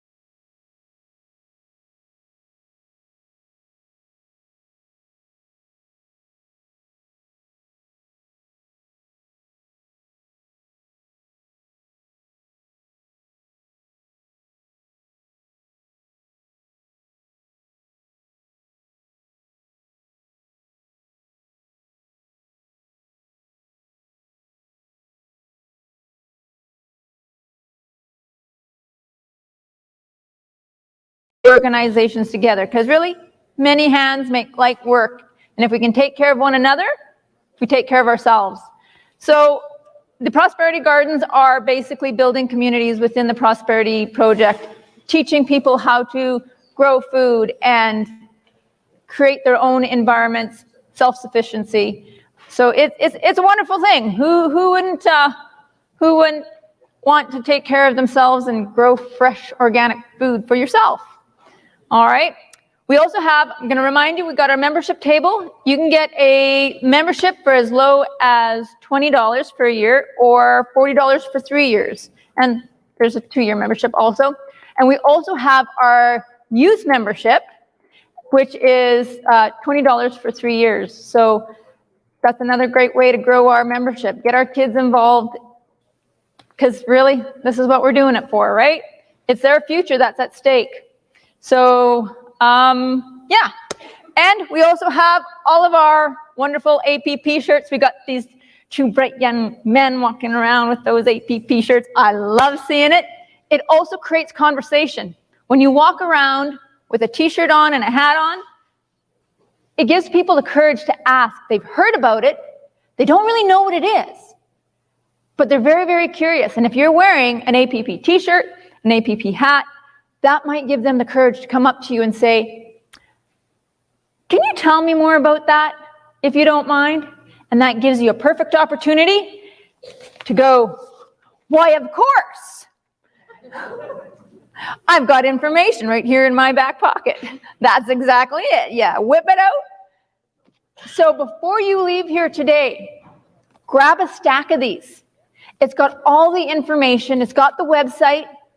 It helps you, give you some tools to help communicate what this program is about. And, you know, they fit in your purse, they fit in your pocket, you know, you can go, you can travel. Have rat cards, can travel. All right. So I hope I didn't forget anything. I think I did. I got it all. Sometimes I even press myself. All right. Now this next gentleman that's coming up, he is a scholar, or he was a scholar at Corpus Christi College, Cambridge University in the UK, and he's trained as a medical specialist in pathology in Vancouver, BC. He is currently a fellow of the Royal College of Physicians and Surgeons of Canada. But in just the first week of June, he was stripped of being a fellow of the College of American Pathologists due to his well-known stand on COVID internationally. So, and that's despite his unblemished 45-year professional record. Now imagine that. Really. It is. During his long career, he's held many leadership roles in Canadian medicine, both provincially and nationally, including being a university teacher, chairman of the National Examination Committee in Pathology of the Royal College of Physicians in Ottawa, and a laboratory accreditation inspector. He was previously the president of the Alberta Society Laboratory Physicians, an assistant professor in the Faculty of Medicine at the University of Alberta, and CEO of a large community-based medical laboratory with a full menu of testing for infectious disease and virology. He has also run DNA diagnostic labs in Michigan and California. He is currently the chairman of an American biotechnology company active in DNA sequencing, but he is most proud of his role for many years in public health advocacy as an honorary chairman of ASH, Actions on Smoking and Health, for which he was made Citizen of the Year in Edmonton, Alberta. Citizen of the Year in Edmonton, Alberta.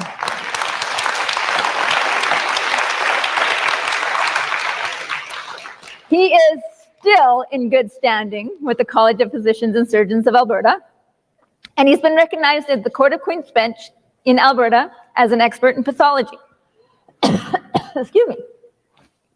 We have the Alberta Prosperity Project here have been very pleased to have such a compassionate and brilliant man standing with us side by side as we look at the solutions for the people of Alberta. Ladies and gentlemen, The champion of the people, Dr. Roger Hodkinson.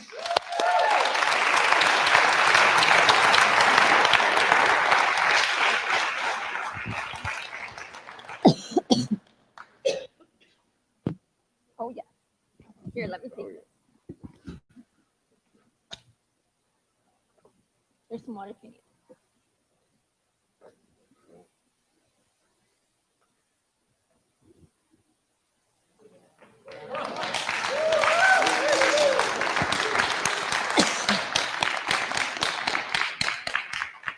Thank you, Dana, and hello, Morinville.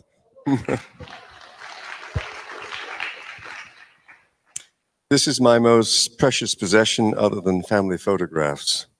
I was there. I got skin in the game. They tried to get us and they lost. We won the battle in Ottawa, even though the trucks had to do a strategic retreat.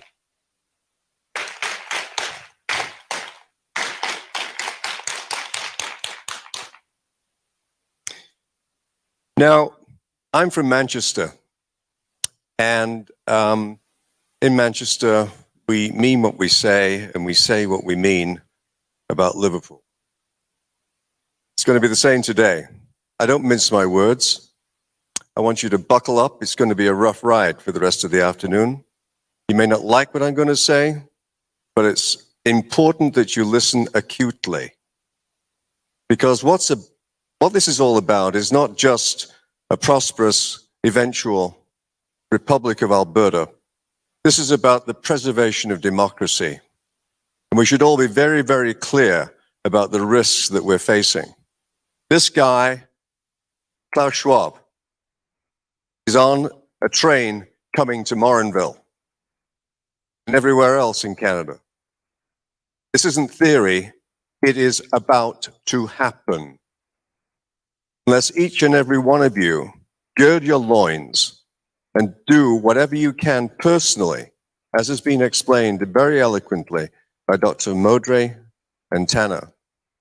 You must take control of what happens next. Because if you don't, the future is very dark. Not just for you, but for your children and your children's children. Democracy is a very fragile being, and she's presently in the ICU. She's there because no effective protection was offered to her. She's desperate, and she needs you, every single one of you. Don't rely upon any of the expected sources of support. The doctors are not going to help you. They got their ears stuffed with stethoscopes. They can't hear you. They don't want to hear you. The doctors are putting this before you. That's not the way medicine used to be. We used to put you before us. We used to get up at 3 o'clock in the morning. We used to do house calls. That doesn't happen anymore. Game has changed. And it's a sad day for medicine, what's going on as a result of COVID. Don't rely on the church. Your leaders are hiding behind their pulpits. At the very time you need them, they weren't there. I'm an agnostic, but I was brought up a Methodist, unfortunately. I have a too finely tuned sense of right and wrong. But when Jesus went into the temple, he turned the money table, the tables of the money changers over, didn't he?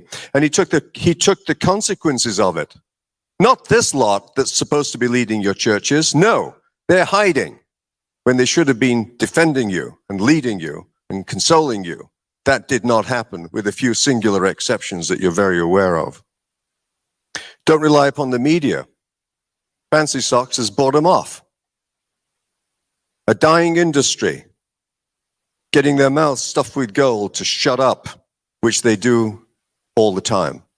Just today, for example, a little example, but a significant example. Not that I'm a student of so-called entertainment, Justin Bieber and so on, but he just came down with a complication of vaccination, shingles affecting his face, can't smile in a symmetrical fashion. and was talking about the fact that he's been vaccinated, his wife, that so-called influencer, beautiful woman, has had a stroke. These are two classic examples of post-vaccination injuries. Do you think the media has connected the dots? No, because they are influencers of whether or not you want to get vaccinated. The media is silent on that, and it's screamingly obvious. They don't want you to know. Little example of how the media is complicit in where we are today. But the biggest problem is organized medicine. The colleges of physicians and surgeons across this once fine country, the country I joined in 1970, they are complicit. Please, any snitches in the audience, write this down verbatim. The colleges of physicians and surgeons are complicit in state-sanctioned murder, period.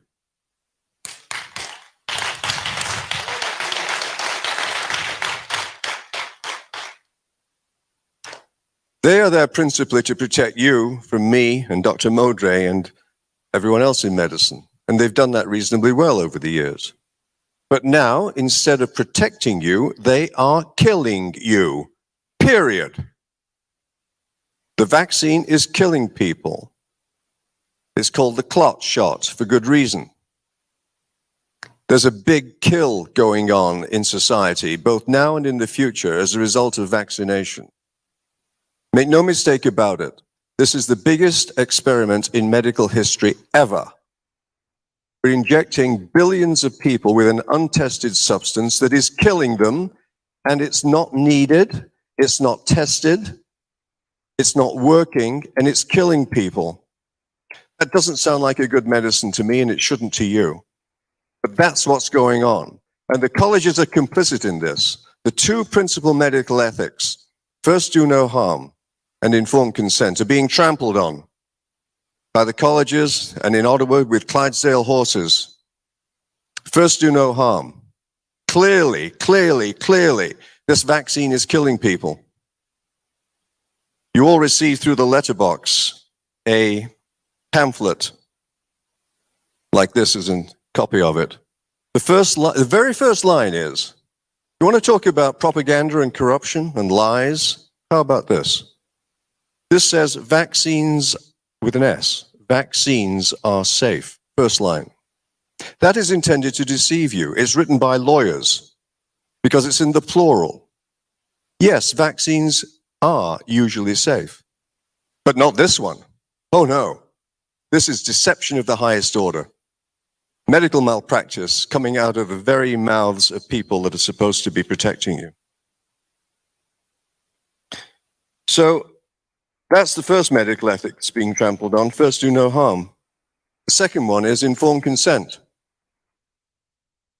How can you give informed consent if you're not informed and specifically denied information because physicians that give you that information are going to be intimidated by the college into shutting up because their livelihoods are at stake? The two principal medical ethics are being trampled on by the very college that would attack me for doing exactly that. That is grotesquely wrong.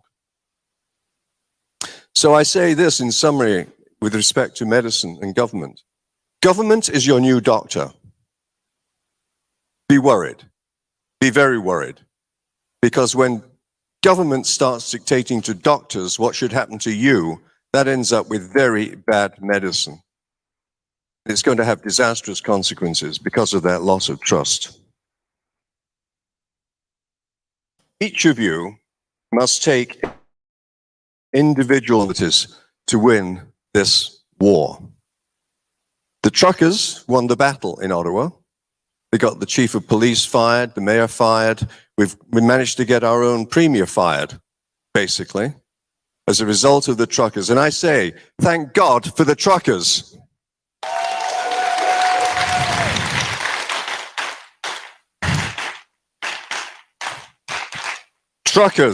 Truckers of all people, truckers led the battle. And we mustn't let them down. We've got to maintain the momentum that they've created, because there's way too much at stake here. Way more than hopefully getting a prosperous Republic of Alberta. Democracy has to be defended.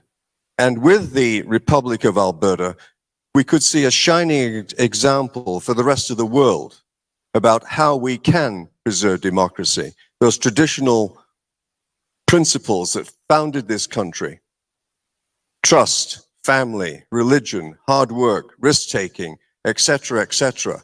The things that founded this country will be the central features of the independent Republic of Alberta, which hopefully would be copied internationally. And that is actually within our grasp, as was eloquently described by Dr. Modre and Tanner.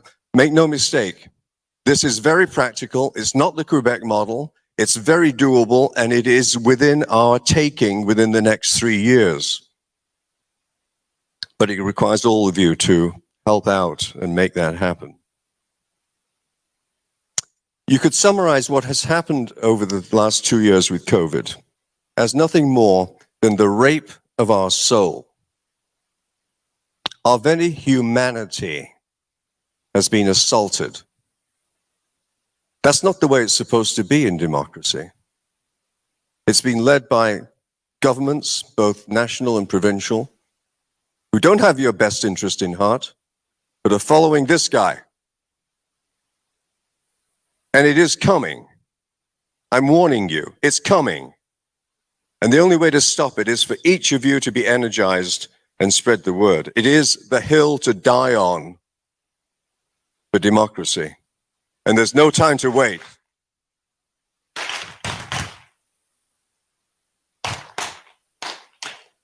So far as medicine is concerned and COVID, nothing worked. Hear me out. Underlined in neon. Repeat it to everyone. Nothing worked.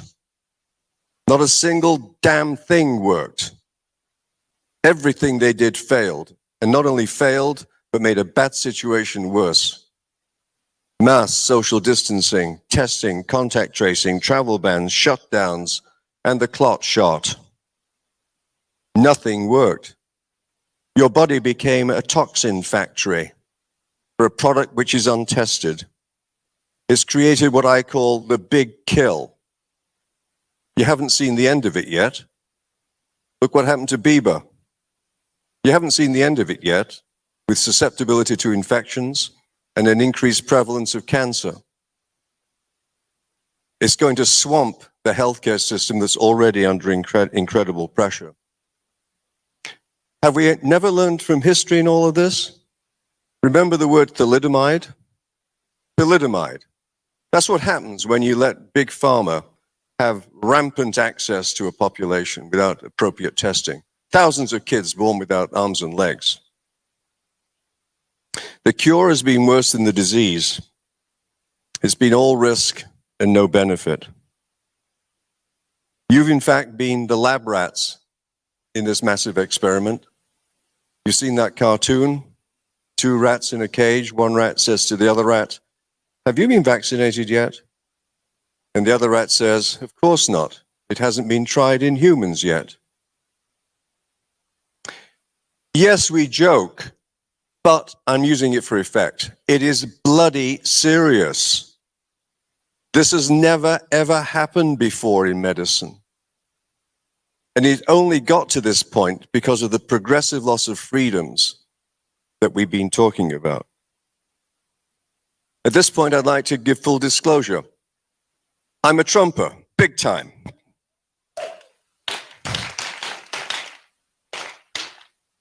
But everything he did with COVID was dead wrong. He was lied to, as Paul Alexander relates, because he was there at the table.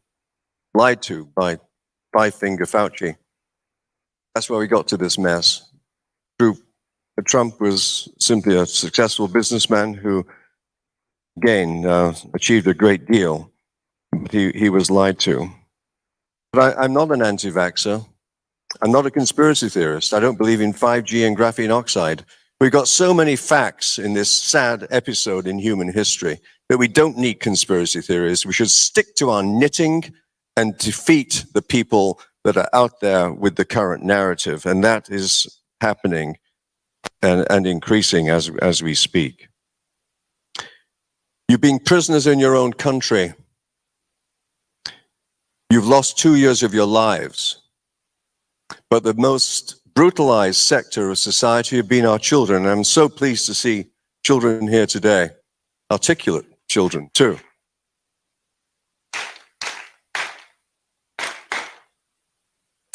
Children have been assaulted in 3 different ways: psychologically, profoundly, isolation, suicide, myocarditis from the vaccine that they don't need.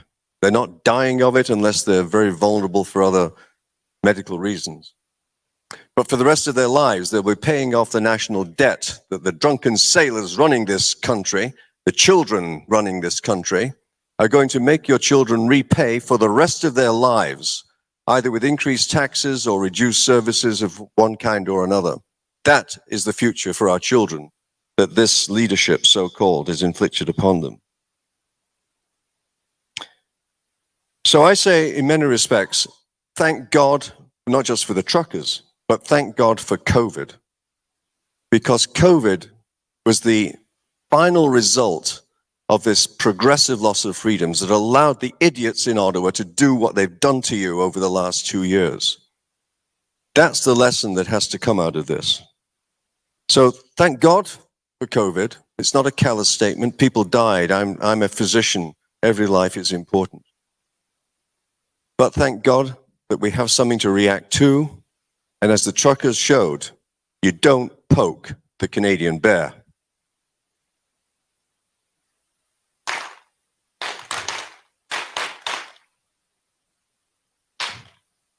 So what can we do? What can you do individually to help counteract this ominous future?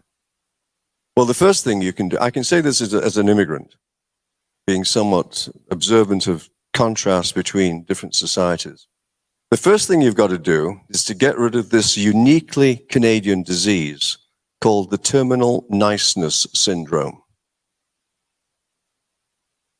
You've got to stand up and be counted, and you've got to take whatever society throws at you, whether it's your employers or your friends or your relatives, it doesn't matter, because there's too much at stake here. You've got to stop being nice, be bold, shout out, enough, enough. Tell everyone you can't take it anymore and there's got to be change. You've got to get educated. Join groups like the APP. The APP, the new app in town. They need your money. Dig deep. They need cash to make this message more widespread. Join organizations like the TBOF, Taking Back Our Freedoms, of which Brian Peckford is the chairman. Listen to Rebel News, Brownstone, excellent articles by Paul Alexander and others. And listen to podcasts, get educated. So after you've got educated and you're now emboldened, you've got to get out there. You've got to lobby your political representatives, so-called, your physicians, your church leaders, your school boards. You've got to be vocal. You've got to articulate your indignation and the fact that you are so aware of what is at stake. Because there is a new future. And when the Republic of Alberta is created, it will be a shining example of not just prosperity and freedom, but for democracy, to preserve democracy for the rest of the world. That is what the ultimate achievement could be. Personally, you need, so far as COVID is concerned, you need to get well and stay well. Get your hypertension, your diabetes under control, lose weight, exercise, all those good things. Consider vitamin D. You know, the Great Barrington Declaration said basically one thing: do nothing but protect Granny. Granny is still not being protected. Granny's in a nursing home. 4 walls, never sees sunlight. By definition, vitamin D deficient. Every older person in a nursing home in this country is by definition severely vitamin D deficient And that is an enormous, gives them an enormous susceptibility to infection, not just with COVID, but anything of an infectious nature. Anyone interested in prophylactic nasal iodine? I can articulate on that afterwards if you wish. But it's much more effective than ivermectin as a way of preventing upper respiratory tract infections. Support organizations that have been brave enough to stand up, like the Whistle Stop Cafe and Mojo's. 3 cheers for those organizations.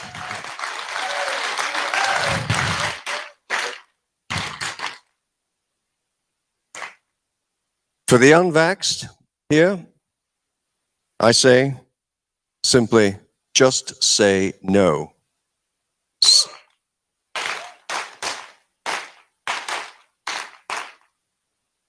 It's easy to say, you got to take the heat. But my life experience is that plan B has been better than plan A times 3. Try it. Go on a tuna fishing boat off the West Coast. Do anything. Doesn't matter. If it fails, it doesn't matter. Because guess what? At the end of the day, you'll still be alive. But you can't pick up the pieces if you're dead. And the vaccination is a roulette game. You don't know which of you is going to come down with the heart attack, the stroke, or the pulmonary embolus. Total roulette game. Never happened before in medicine to this degree. For those of you that are vaxxed, I empathize. I understand the brutal decisions that took place at the kitchen table. I get it. Is it bread or the job? I get it. You're not stupid. You've been coerced.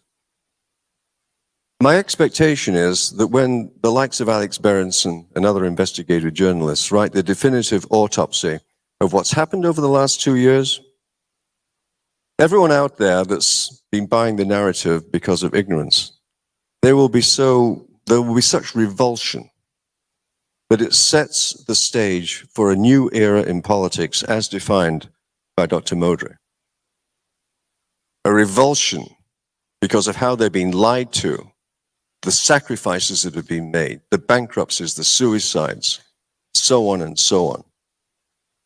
People will be so indignant that the opportunity is there for the grasping. Take a lesson from the great resetters. They were landed an unexpected opportunity in their laps. It wasn't an intentional release from Wuhan, but they were ready to go to capture the opportunity.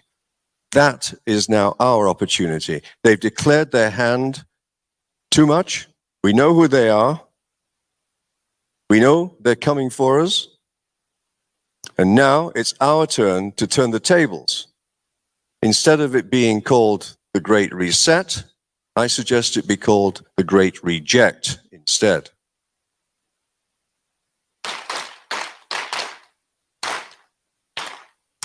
But if you have been vaxxed, please don't consider boosters. Therefore, yesterday's virus, it's not going to benefit you. It simply doubles up on the spike protein and all the risks associated with that. It doesn't make any medical sense whatsoever.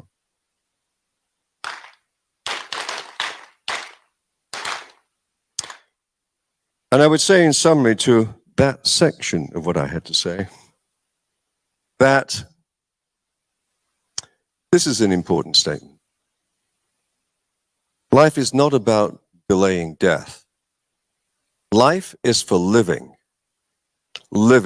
enjoying things, traveling, hugging your grandchildren, going to weddings and funerals. Yes, the traditional things that we used to enjoy. That's what life's all about. Not what's coming down the train on the track with this guy. So I'm going to move on now. Lessons learned from this mad episode. The first one is how you've been lied to. Government propaganda. Government has lied to you. Your doctors have lied to you. And people have died as a consequence. The number of deaths attributed to COVID have been vastly exaggerated. I know that of which I speak. I'm chairman of a biotech company in the States. The PCR test just drove scare tactics in the morning paper. The number of deaths directly due to COVID had been vastly exaggerated, whereas the deaths directly due to the vaccine had been vastly underreported. And when the dust settles, it's hard to say which one will be greater, but they are certainly, right now, at least approximate in size.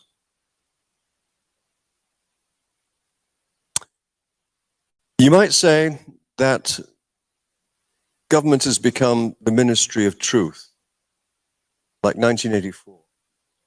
Ministry of truth. Instead of telling you the truth, they're trying to put lipstick on the pig and lie to you. It's despicable what's been going on. Truly despicable. And the Republic of Alberta will have a very different approach to how government relates to the population.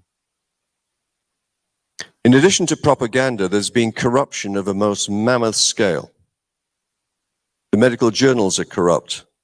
The two most prestigious ones in particular, the New England Journal of Medicine and Lancet in Britain, totally corrupt, suppressing any articles that are counter to the narrative. Similarly, the alphabet agencies, CDC, FDA, NIH, they're beholden to Big Pharma. It's, you know, when Big Pharma is allowed to run its own clinical trials, it's a little bit like asking your child to mark its own homework. You get an expected result. That's what's happening. That's why these medications are so-called are being released onto the general public. Not sure if you know, but Paul Alexander, who you might have read a lot about, he was in Ottawa with me, wonderful man. He got a phone call from Pfizer. Pfizer offered him $1 million cash and $50,000 a month to shut up. The man's broke. He was fired from his McMaster position. He didn't accept the bribe, obviously.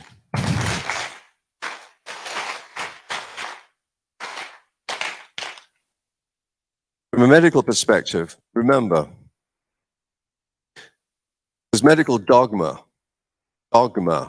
You never, ever, ever vaccinate in the middle of a pandemic. They did it anyway. They were told not to do it, and they went ahead. Not just went ahead, but putting it into billions of people's arms as an untested product with all kinds of potential future risks. It never was a public health emergency in the first place, never in a month of Sundays. The people that wrote the manuals on it, like Colonel Redmond here in Alberta, that manual was trashed on day one. It never was a public health emergency. And remember, that declaration is still out there as a public health emergency, even today. That should be job one for any lobbying that you do, to get rid of that designation. Because at the end of the day, all that was needed in this last couple of years was simply common sense. The way you handled the flu in every previous year. That's all that was needed, except for special protection for the vulnerable, such as Granny in the nursing home with vitamin D and other measures. No one needed an experimental vaccine in that context. It's medical madness. Anyone that's in the game would tell you that if they wanted to be honest. There's absolutely no reason for it. The other big lesson that's coming out of all of this is gain of function. You might have heard the term. That's simply, it's when you make a virus intentionally more infectious, like COVID, in order to study it better, to create better treatments. Gain of function is not rocket science. It can happen anywhere in any sophisticated laboratory. It's happening all over the world. It's happening in 23 labs in the States. It's happening in Winnipeg as we speak. The release of an organism virus that's made to be intentionally lethal, not by, hopefully, by Canada or the States, but by a rogue country, could be an existential threat for humanity, making nuclear war seem like a walk in the park. That's how serious gain of function is. We've become far too intelligent for our own good, and gain of function should be resolutely prohibited internationally, and any country found doing it should be bombed out of existence because it could kill everyone. I'm not mincing my words here.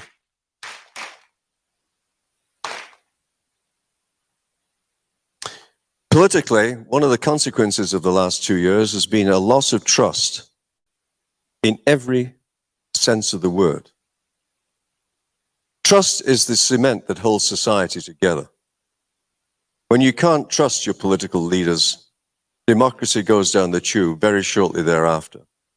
Trust has evaporated, not just in politically, but also in medicine, when you see your physicians who lied to you about all of this. So at the end of the day, there's an enormous opportunity here, as Dr. Modry has described.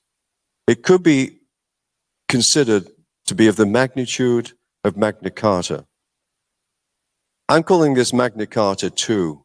That's how big this opportunity is, to turn the tables on the Great Resetters and to totally reject their aspirations for a global economy and all the consequences in terms of loss of democratic principles.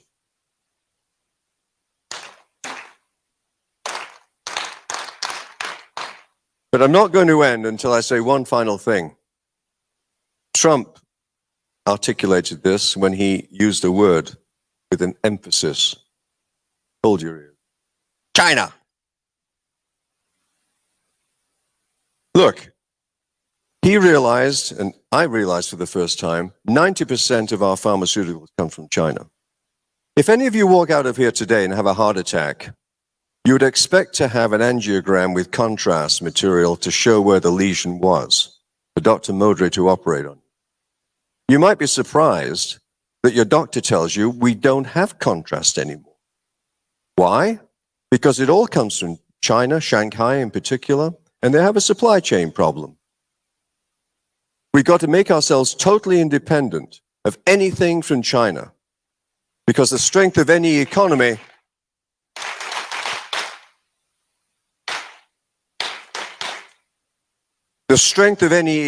is making stuff, things you can hold.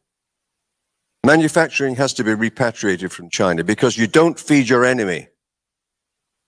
Principle of medieval warfare. You starve them to death. You put a siege around their castle. You don't mess around when you're at undeclared war with a country like China.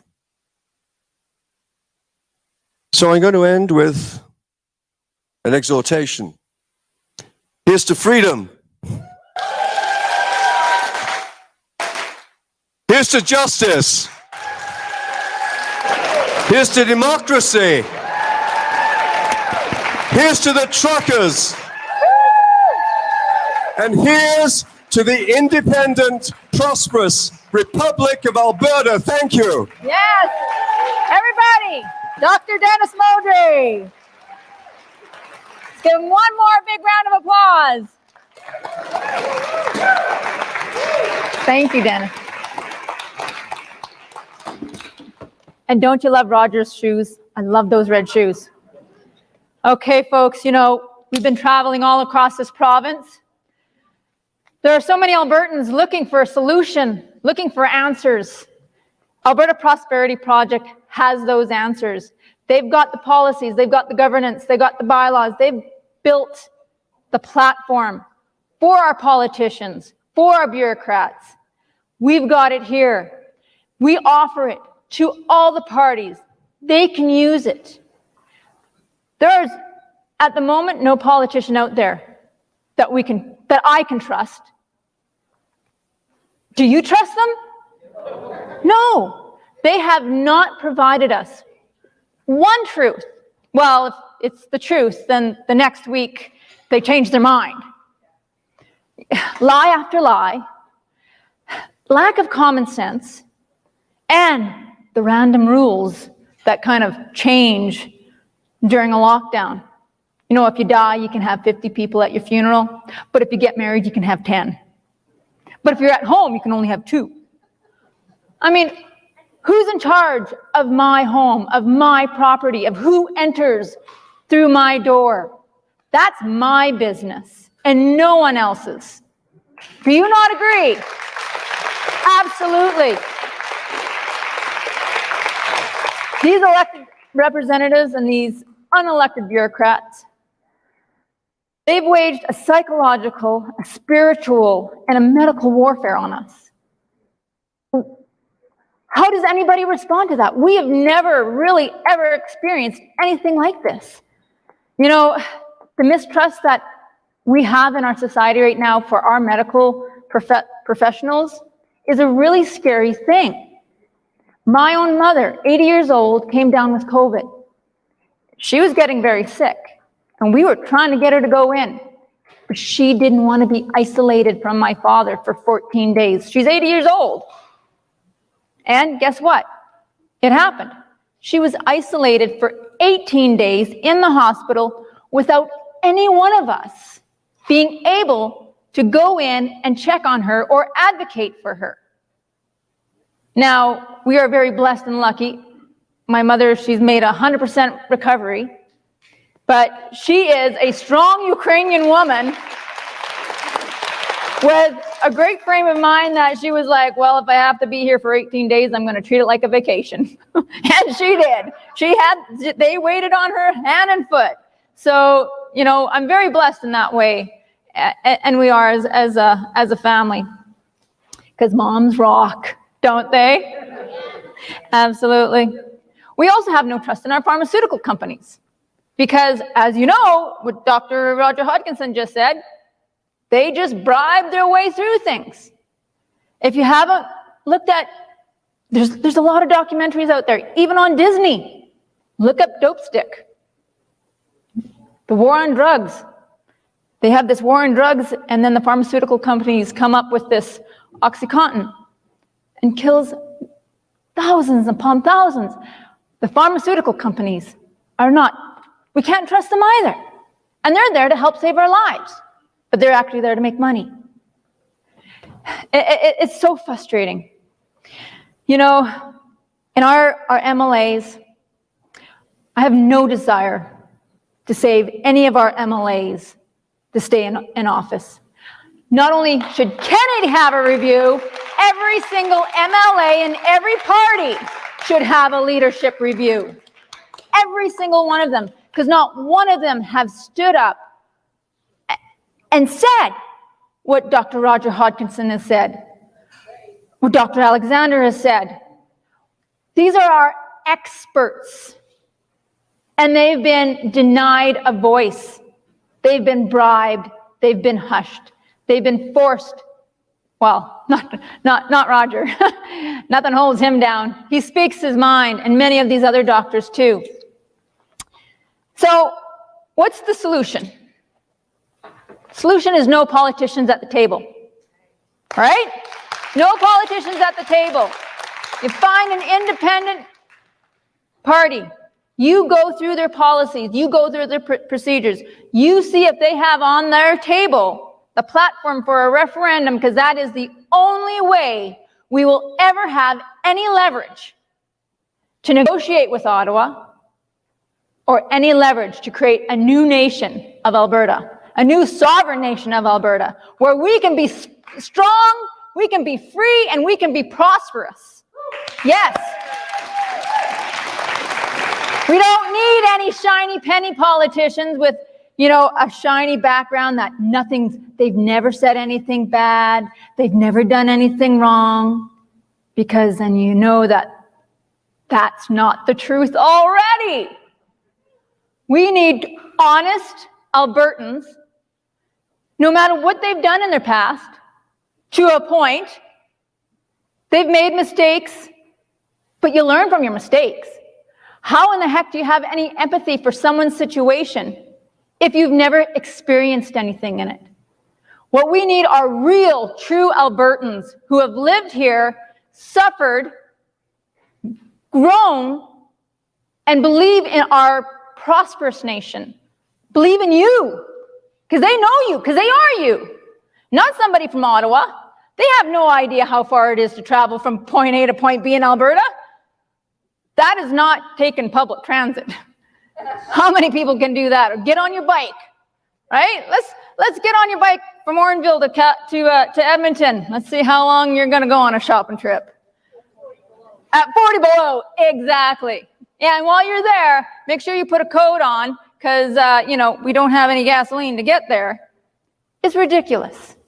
It's just ridiculous.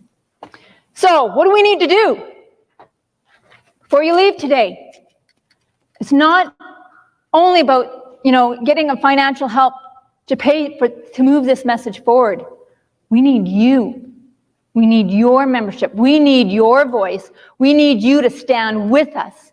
It's about the unity of all of us to come together, arm in arm, 500,000, 1 million Albertans banging on the door of Kenny to say, we don't want in, we want out. Right? Get your friends to go online. Sign up. It's important.